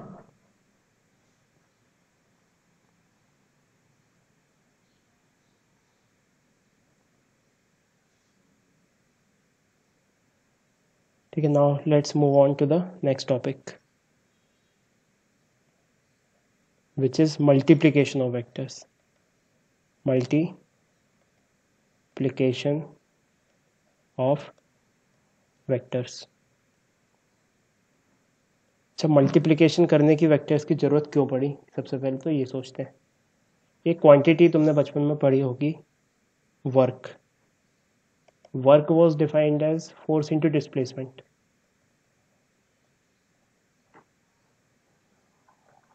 ठीक है, अब वर्क जो है, वर्क एक स्केलर क्वांटिटी है, फोर्स एक वेक्टर क्वांटिटी है। डिस्प्लेसमेंट एक वेक्टर क्वांटिटी है। तो यहाँ पे इस सिचुएशन में, इस मैथमेटिकल इक्वेशन में, इस फिजिक्स की इक्वेशन में दो वेक्टर्स का मल्टीप्लिकेशन बन के एक स्केलर आ रहा है, ठीक है। तो एक कंक्लूजन हमने देखा कि multiplication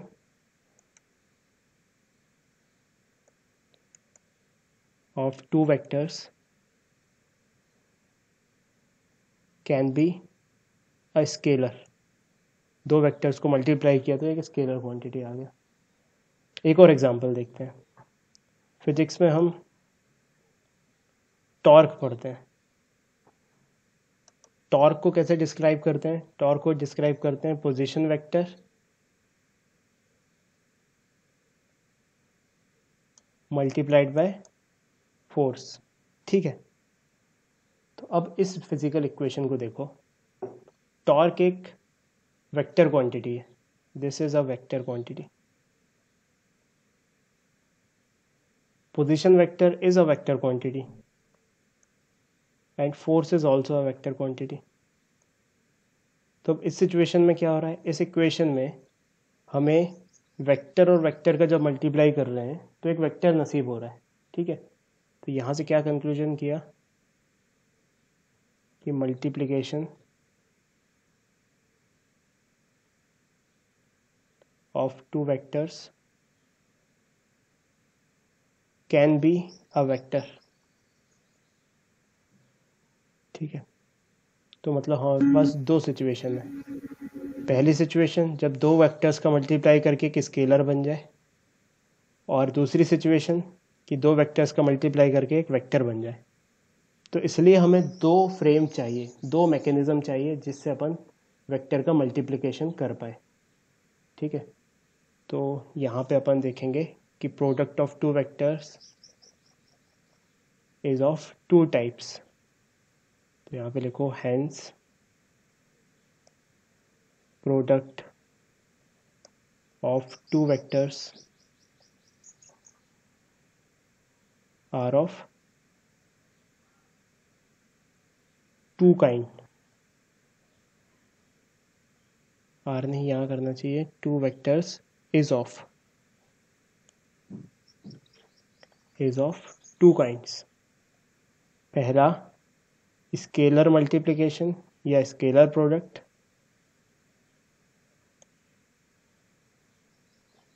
and second vector product,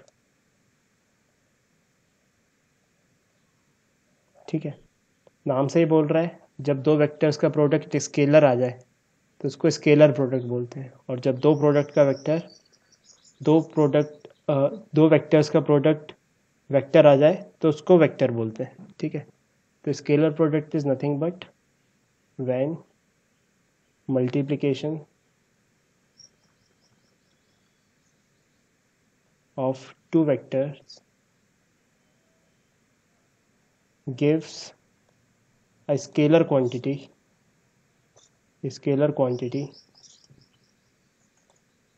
then it is referred as scalar product. It is referred as scalar product, ठीक है। और वेक्टर प्रोडक्ट में क्या, थोड़ी जगह छोड़ना, यहाँ पे कुछ लिखने वाले हैं अभी अपन। वेक्टर प्रोडक्ट इसलिए मैंने थोड़ा नीचे लिखा हुआ है, ठीक है। और वेक्टर प्रोडक्ट में when multiplication of two vectors gives a vector quantity then it is referred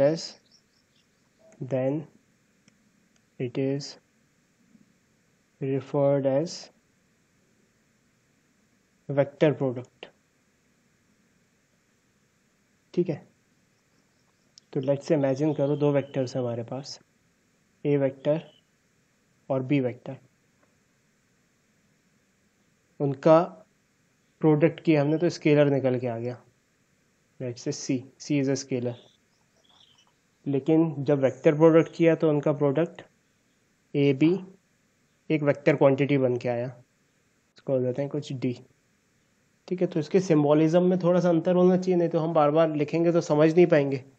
तो यहाँ पे हम लगाते हैं डॉट, और यहाँ पे लगाते हैं स्केलर प्रोडक्ट में डॉट लगाते हैं, और वेक्टर में लगाते हैं क्रॉस। ठीक है, so that's why popularly scalar product is also known as dot product. This is called dot product, and vector product is popularly called cross product. तो dot product is nothing but कि हमने जब भी dot लगाएंगे दो vectors के आगे, जो क्वांटिटी निकल के आएगी दैट विल बी स्केलर, और क्रॉस लगाएंगे तो वेक्टर क्वांटिटी निकल के आएगी। ये याद रखना है। एग्जाम्पल देखते हैं, बहुत आराम से देखना इसको।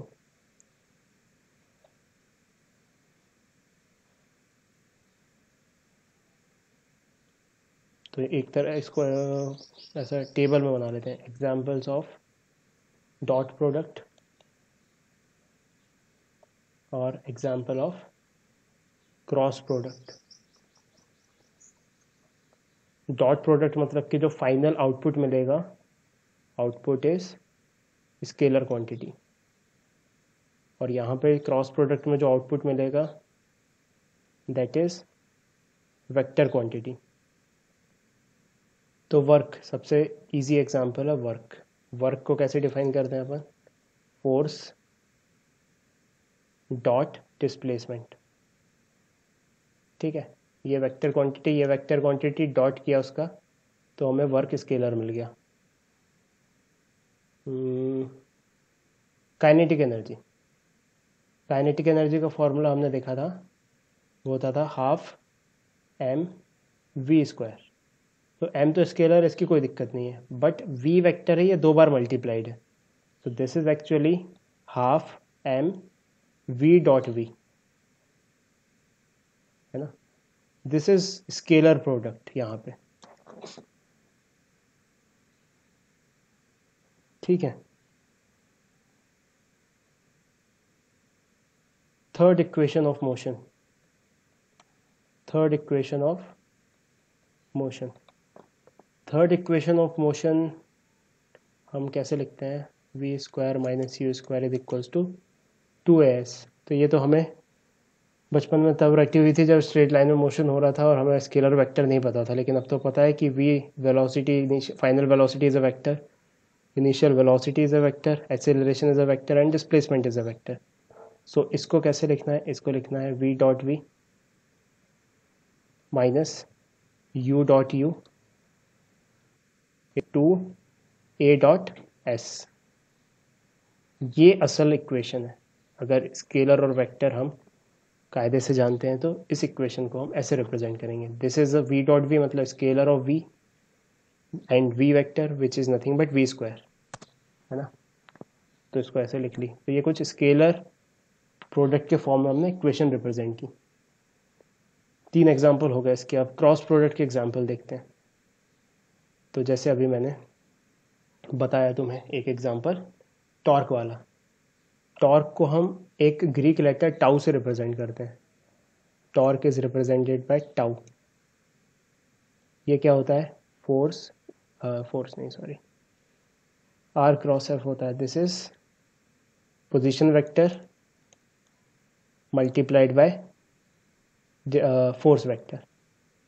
तो ये एक टॉर्क एक वेक्टर क्वांटिटी है। सो इस चीज़ को अपन सिंबॉलिकली ऐसे लिखते हैं, torque is equals to vector product of position vector को आर से लिख दिया और एफ को इससे लिख दिया।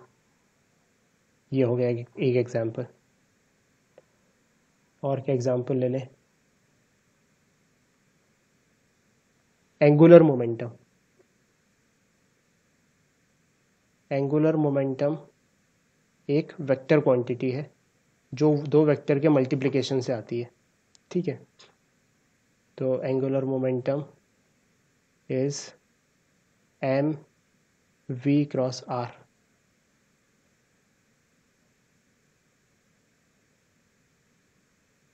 है ना। अभी बस लिखते जाओ, ये सब चीज़ें तुम्हें समझ में आ जाएंगी जब अपन पढ़ेंगे तब। L is angular momentum, M is mass, V is velocity and R is position vector.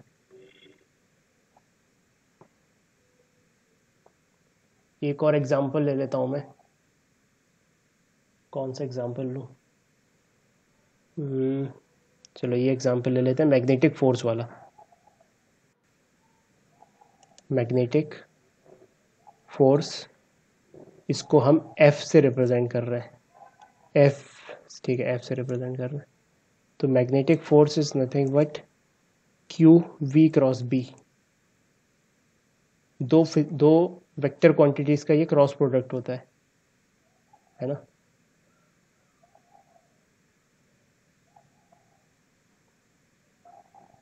ये अभी जनरल नॉलेज के लिए ना, कुछ समझ में नहीं आएगा ये, क्योंकि जस्ट अभी बस मैं डेफिनेशन बता रहा हूँ इसकी, और कुछ नहीं। This is magnetic force, F is magnetic force, Q is charge, V is velocity of the charge and B is magnetic field। तो मतलब अभी बस मैं ये स्ट्रेस दे के कहना चाहता हूँ कि क्रॉस में हम जब दो वेक्टर्स का क्रॉस करते हैं तो हमको एक वेक्टर मिल के आ रहा है, लेकिन जब डॉट करते हैं तो हमें स्केलर मिल के आता है। ठीक है, तो ये नोट कर लो अच्छे से।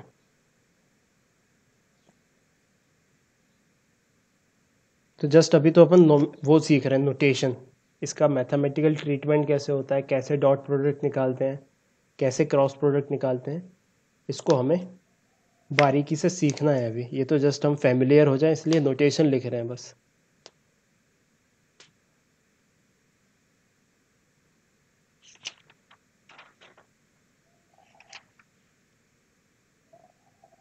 ठीक है, तो नेक्स्ट। सर थोड़ा सा हाँ हर्षिता, ऊपर स्क्रॉल कर दो। हाँ बताना, और ऊपर करूँ?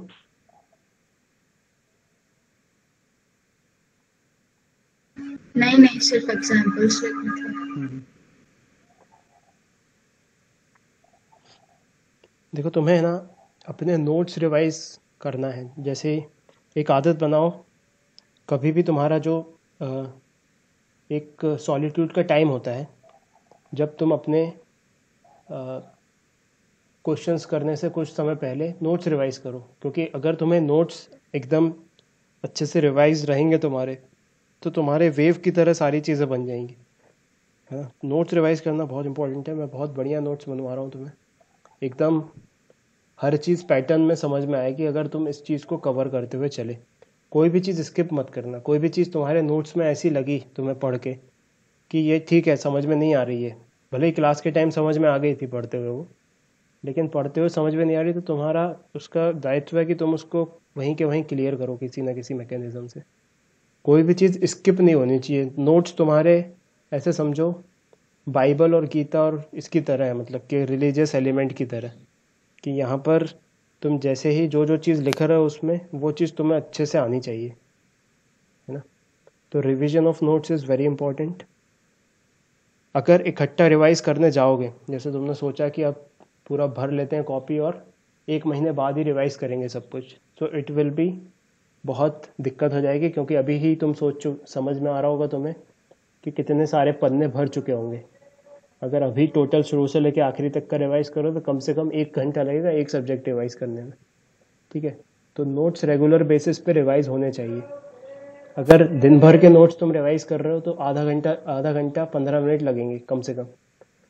तो तुम अपने सोने से पहले का टाइम फिक्स कर सकते हो जब तुम अपने नोट्स रिवाइज करो, है ना। बट रेगुलर बेसिस पे जो क्लास आज हुई है, जैसे आज ये हम पढ़ रहे हैं, ये चीज़ तुम्हें आज के आज रिवाइज करनी है सोने से पहले।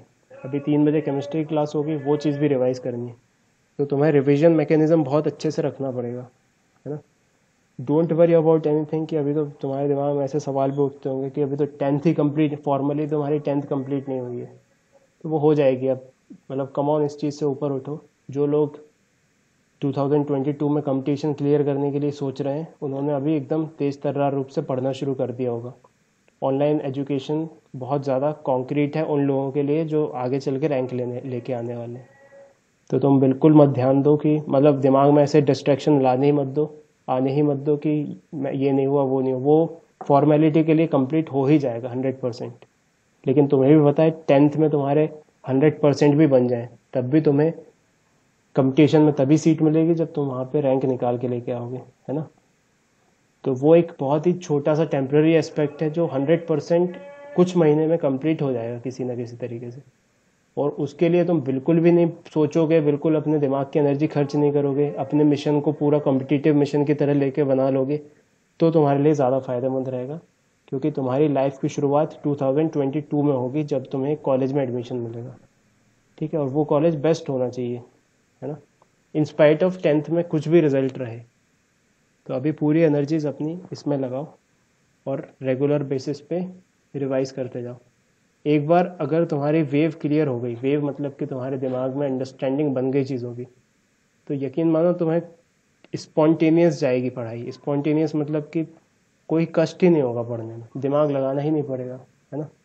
लेकिन उसके लिए कुछ कुछ नियम है कि जब भी हम पढ़ रहे हैं एनीथिंग, चाहे वो खुद से पढ़ रहे हो या वो क्लास में पढ़ रहे हो, सेल्फ स्टडी हो या क्लास स्टडी हो, उस टाइम हमें 100% फोकस रखना है अपना, है ना। जिनका रिजल्ट निकल के आता है जिन स्टूडेंट्स का, उसका सबसे इम्पॉर्टेंट बोलते हैं ना डिफ्रेंशिएट करने वाली क्वालिटी फोकस ही रहती है। जितने भी बच्चे आईआईटी में पहुंच रहे हैं, जितने भी बच्चे एम्स में पहुंच रहे हैं, उनका फोकस बहुत ज़बरदस्त रहा होगा जब भी वो अपने पढ़ाई करते टाइम उनका फोकस रहा था, है ना। तुम फोकस रखो बस अपना पढ़ते टाइम, और सॉल्व करते टाइम फोकस रखो। टाइम यूटिलाइज मत करो ऐसे, बोलते ना कि उसके तरह लेजी एस मत बनो। Don't be a lazy S.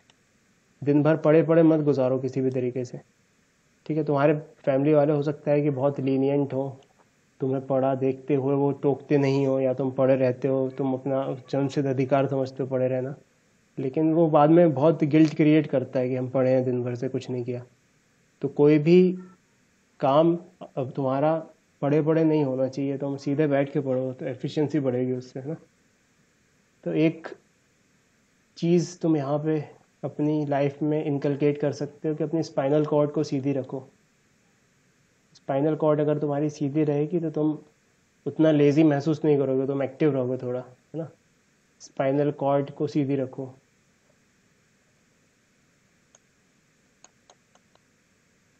तो अगर तुम लेट के पढ़ते हो या बेड पे पढ़ने की आदत है तो उसको तुरंत हटा दो। सिंपल, नीचे ज़मीन पे टेबल नहीं है घर पे तो सीधे ज़मीन पे बैठ के भी तुम अपने स्पाइनल कॉर्ड सीधी रख के पढ़ सकते हो।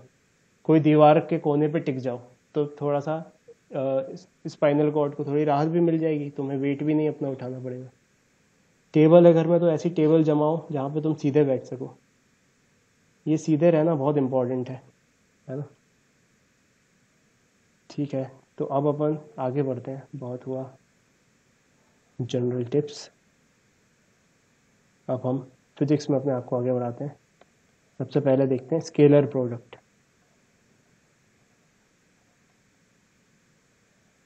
स्केलर प्रोडक्ट का बहुत पॉपुलर नेम डॉट प्रोडक्ट भी है।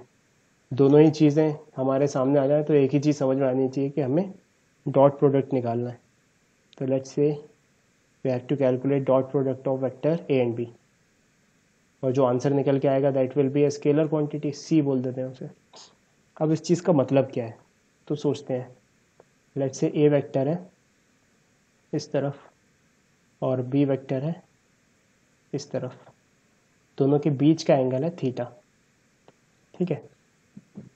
तो यहाँ पे अगर हमने ए वेक्टर का कंपोनेंट लिया बी के along, so it will be A cos theta, और बी से परपेंडिकुलर लिया so that will be a sin theta. So dot product is defined as a dot b is defined as projection of a vector along b vector, multiplied by magnitude of B vector. फिर से समझो, ये हमें क्या करना है, हमें projection लेना है ए वेक्टर का बी वेक्टर के अलॉन्ग, और उस प्रोजेक्शन को मल्टीप्लाई कर देना है बी वेक्टर के मॉड्यूलस से। तो ए वेक्टर का प्रोजेक्शन बी वेक्टर के अलॉन्ग क्या है, यही है कि अगर हम परछाई बनाएं ऊपर से एकदम टॉर्च मार के, तो कितनी परछाई बनेगी बी वेक्टर पे ए वेक्टर की, A cos theta. So this is nothing but A cos theta. और बी वेक्टर का मैग्नीट्यूड क्या है, B. So A dot B is written as A B cos theta. ये समझ में आया? तो हमें ये चीज़ याद रखनी है कि दो डॉट प्रोडक्ट अगर निकालना है किसी वेक्टर्स का, so it is magnitude of A vector multiplied by magnitude of B vector multiplied by cos of angle between them. तो ये डेफिनेशन है डॉट प्रोडक्ट की, नोट कर लो इसको।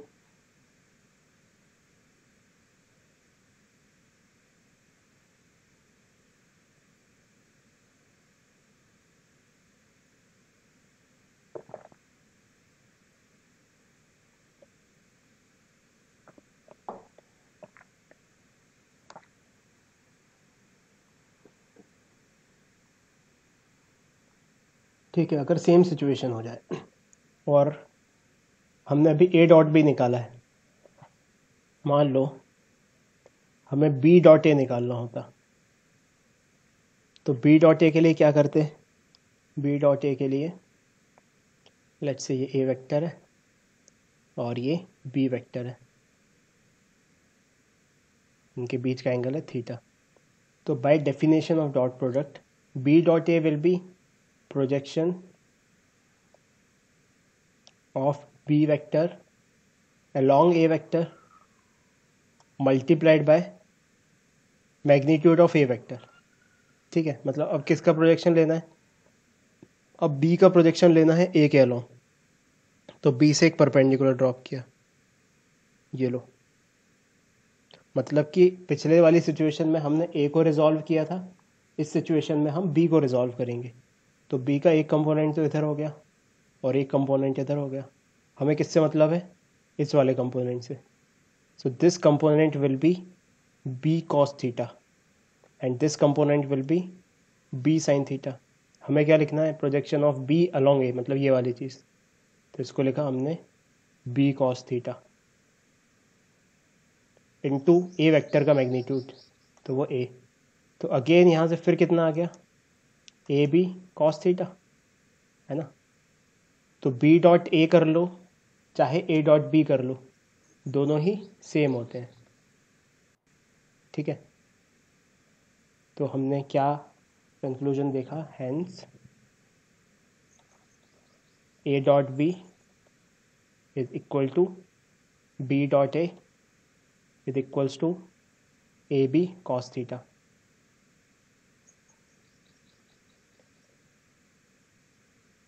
तो ये कम्यूटेटिव होते हैं कि ए डॉट बी कर लो चाहे बी डॉट ए कर लो, ये हमें याद रखना है।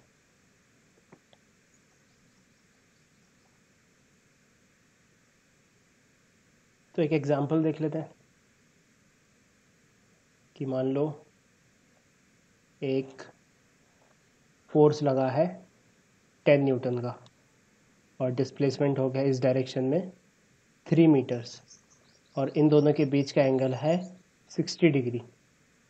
ठीक है, this is force vector, this is displacement vector. तो यहाँ पे बताना है हमें फाइंड वर्क डन। ठीक है, तो वर्क डन क्या होता है, एफ और एस का dot product. So work done is defined as F dot S which is nothing but F S cos theta. F कितना है, एफ है 10 न्यूटन, एस कितना है 3 मीटर, कॉस थीटा कितना है, कॉस 60 डिग्री। कॉस 60 डिग्री की value कितनी होती है 1/2, तो 10 इंटू 3 इंटू 1/2। आवाज बहुत कट रही है। हाँ, तो एफ एस कॉस थीटा करना है यहाँ पे वर्क डन। तो 5 3 ज़ा 15, और क्या है ये वर्क है, तो इसकी यूनिट क्या होगी, जूल। तो ये आंसर हो गया। सर आवाज बहुत कट रही है। एक बार एग्जिट करके फिर से ज्वाइन करो अक्षत।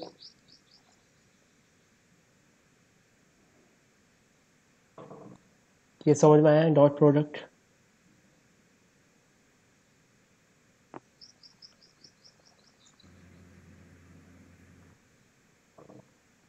ठीक है, अब एक और कॉन्सेप्ट देखते हैं डॉट प्रोडक्ट से रिलेटेड। ये वेक्टर्स तो हमको ऐसे हवा में लटके हुए दिए थे, अब हवा में लटके ना दिए हुए होते और मैथमेटिकल फॉर्म में एक्सप्रेस करके दिए हुए होते। तो फॉर एग्जांपल एक वेक्टर दिया हुआ है A cap is equals to 3i cap plus 4j cap plus 6k cap, और दूसरा वेक्टर दिया हुआ है B vector 3i cap 8i cap minus 6j cap plus 7k cap, और यहाँ हमें a डॉट बी फाइंड करना है। ठीक है, तो ये भी बहुत सिंपल है कि क्या बोल रहा है ये, a डॉट बी फाइंड कर दो। तो a डॉट बी फाइंड करने के लिए हमें i कैप और i कैप वालों को मल्टीप्लाई कर देना है 3 इंटू 8। तो यहाँ पे मल्टीप्लाई किया 3 इंटू 8। ठीक है, i डॉट आई 1 होता है। i dot I unit vector को अगर करेंगे तो i और i के बीच में एंगल कितना है, 0 डिग्री। तो i डॉट आई 1 याद रखो, अभी वो समझ जाओगे 0 क्यों होता है, क्योंकि दोनों के एंगल 0 और दोनों का मैग्नीट्यूड 1। तो 1 इंटू कॉस 0, कॉस 0 इज़ 1, तो इट इज़ 1। तो आई कैप डॉट आई कैप चला गया। ठीक है, फिर सेकेंड जे कैप, जे में क्या करना है 4 इंटू माइनस 6, 4 इंटू माइनस 6 जे कैप चला गया। फिर 6 इंटू 7 प्लस 6 इंटू 7, तो यही आंसर है। तो 3 इंटू 8 कितना हुआ, 3 इंटू 8 हुआ 24, 4 इंटू 6 कितना हुआ माइनस 24, फिर 6 7 का 42, तो ये इससे कट गया, फाइनल आंसर कितना बचा 42। So the scalar product of these to vectors is 42।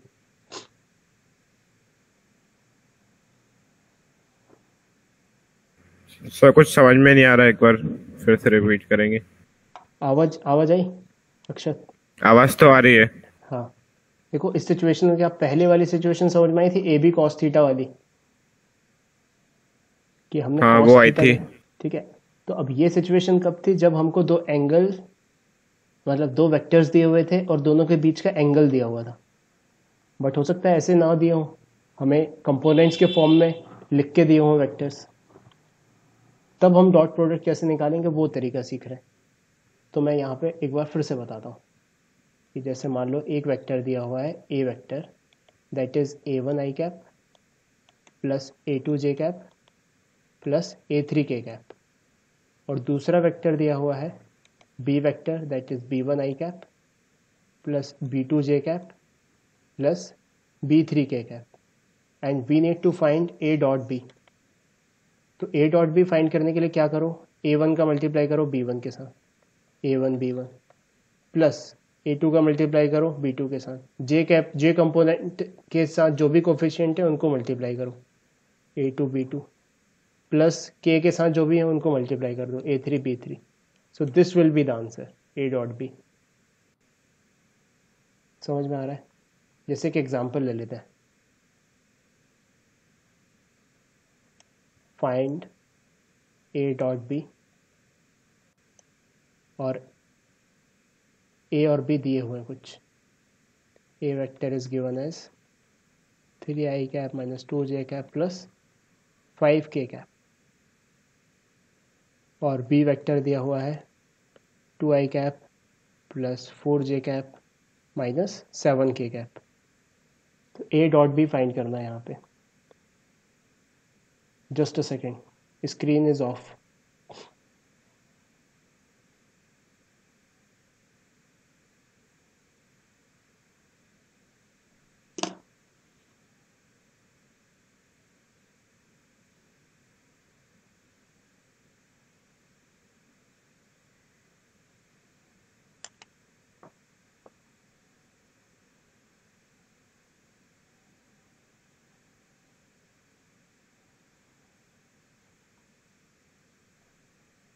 ठीक है, तो यहाँ पे ए डॉट बी फाइंड करना है। तो ए डॉट बी फाइंड करने के लिए क्या करना है मैकेनिज्म, इसका स्क्रीन नहीं दिखाई दे मल्टीप्लिकेशन रही करो अपनी। हाँ स्क्रीन नहीं दिख रही, एक मिनट।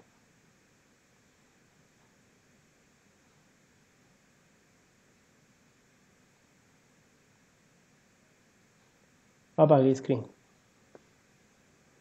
ठीक है, अब A dot B find yes करना सर। है। अब ए डॉट बी फाइंड करने के लिए हमें आई और आई वालों को मल्टीप्लाई कर देना है, दैट इज 3 इंटू 2 6। फिर 4 और -2 को मल्टीप्लाई कर देना है, तो दैट इज -8। फिर 5 इंटू -7 दैट इज -35। तो ये आंसर है अपना। तो इसको सॉल्व करो, ये सॉल्व किया, 6 - 8 इज -2 एंड देन -35। तो -35 - 2 इज -37। तो यहाँ पे -37 आंसर है ए डॉट बी। ठीक है, आया समझ में? सर ठीक है, तो कुछ इंपॉर्टेंट पॉइंट्स लिख लेते हैं अपन स्केलर प्रोडक्ट के लिए। तो देखो important points regarding dot product, important properties of dot product.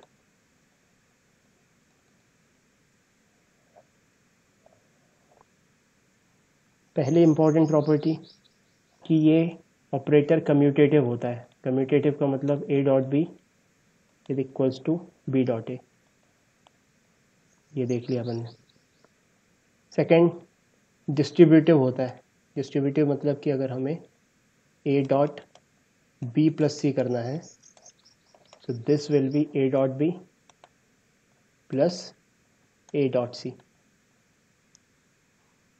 तीसरा, ए डॉट ए वेक्टर हमेशा ए स्क्वायर होगा। कैसे?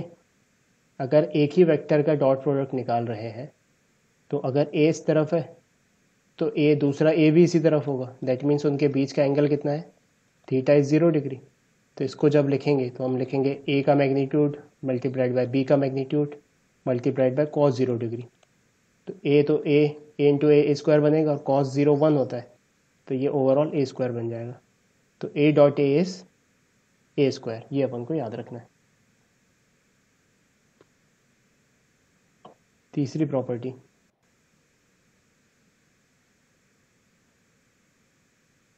जो यूनिट वेक्टर्स हैं, same unit vectors I dot I, उसका मैग्नीट्यूड 1 होगा। I dot I is 1। कैसे आया ये आया एकदम अच्छे से। आई मतलब कि आई डॉट आई को लिखना है आई का मैग्नीट्यूड जो कि 1 होता है, दूसरे आई का मैग्नीट्यूड वो भी 1 होता है, और उन दोनों के बीच का एंगल, दोनों के बीच का एंगल कितना है? 0 degree, cos 0। So 1 into 1 into 1, so it will be 1. So I dot I is 1. ठीक है, ठीक है। चौथा पॉइंट, सिमिलरली, अच्छा आई डॉट आई जैसे 1 है तो on the similar note we can understand, इसी थर्ड पॉइंट में 2 पॉइंट्स और ऐड कर लो कि J dot J is also 1 and K dot K is also 1, क्योंकि ये भी यूनिट वेक्टर्स हैं। इसके बाद अगर हमें इसका आई डॉट जे करना पड़ जाए तब क्या करेंगे? तो आई डॉट जे करने की, आई डॉट जे 0 होता है सबसे पहले, तो बहुत इजीली ये समझो। सेकंड, कैसे आया ये ऐसे आया, आई 1 इसका मैग्नीट्यूड 1, जे का मैग्नीट्यूड 1। उसके बाद cos of angle between i and j, i अगर इस तरफ है तो जे उससे परपेंडिकुलर होगा, मतलब हम कॉस क्या लिखेंगे यहाँ पे? Cos 90 degree. कॉस 90 डिग्री कितना होता है? 0। सो इट विल बी 0, मतलब कि परपेंडिकुलर वेक्टर्स का अगर हम डॉट प्रोडक्ट ले लें तो उसका आंसर 0 आएगा हमेशा। तो on the similar ground J dot के एंड आई डॉट के are also 0।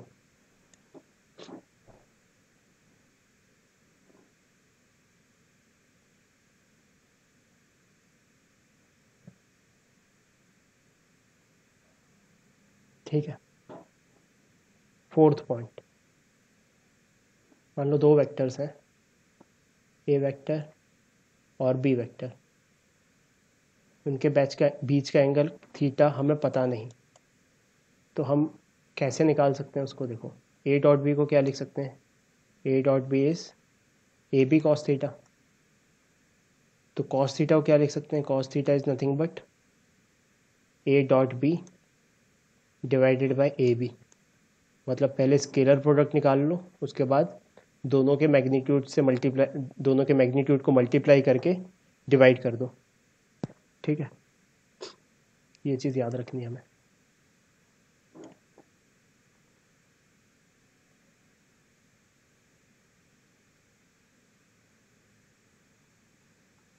Next point,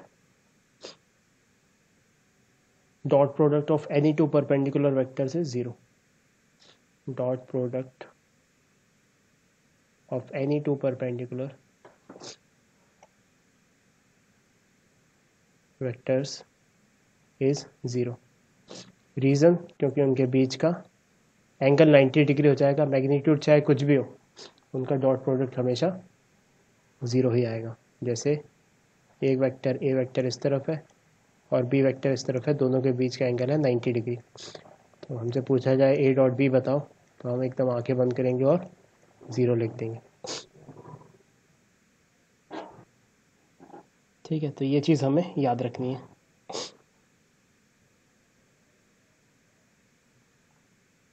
note कर लो ये।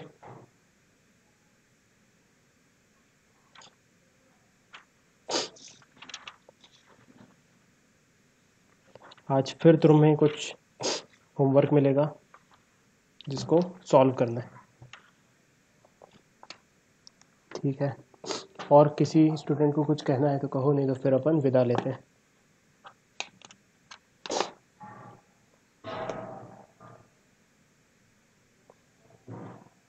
तो चलो, bye bye everyone, bye bye Amok, bye bye Akshat, bye bye एक दिव्या। बात बोल दी।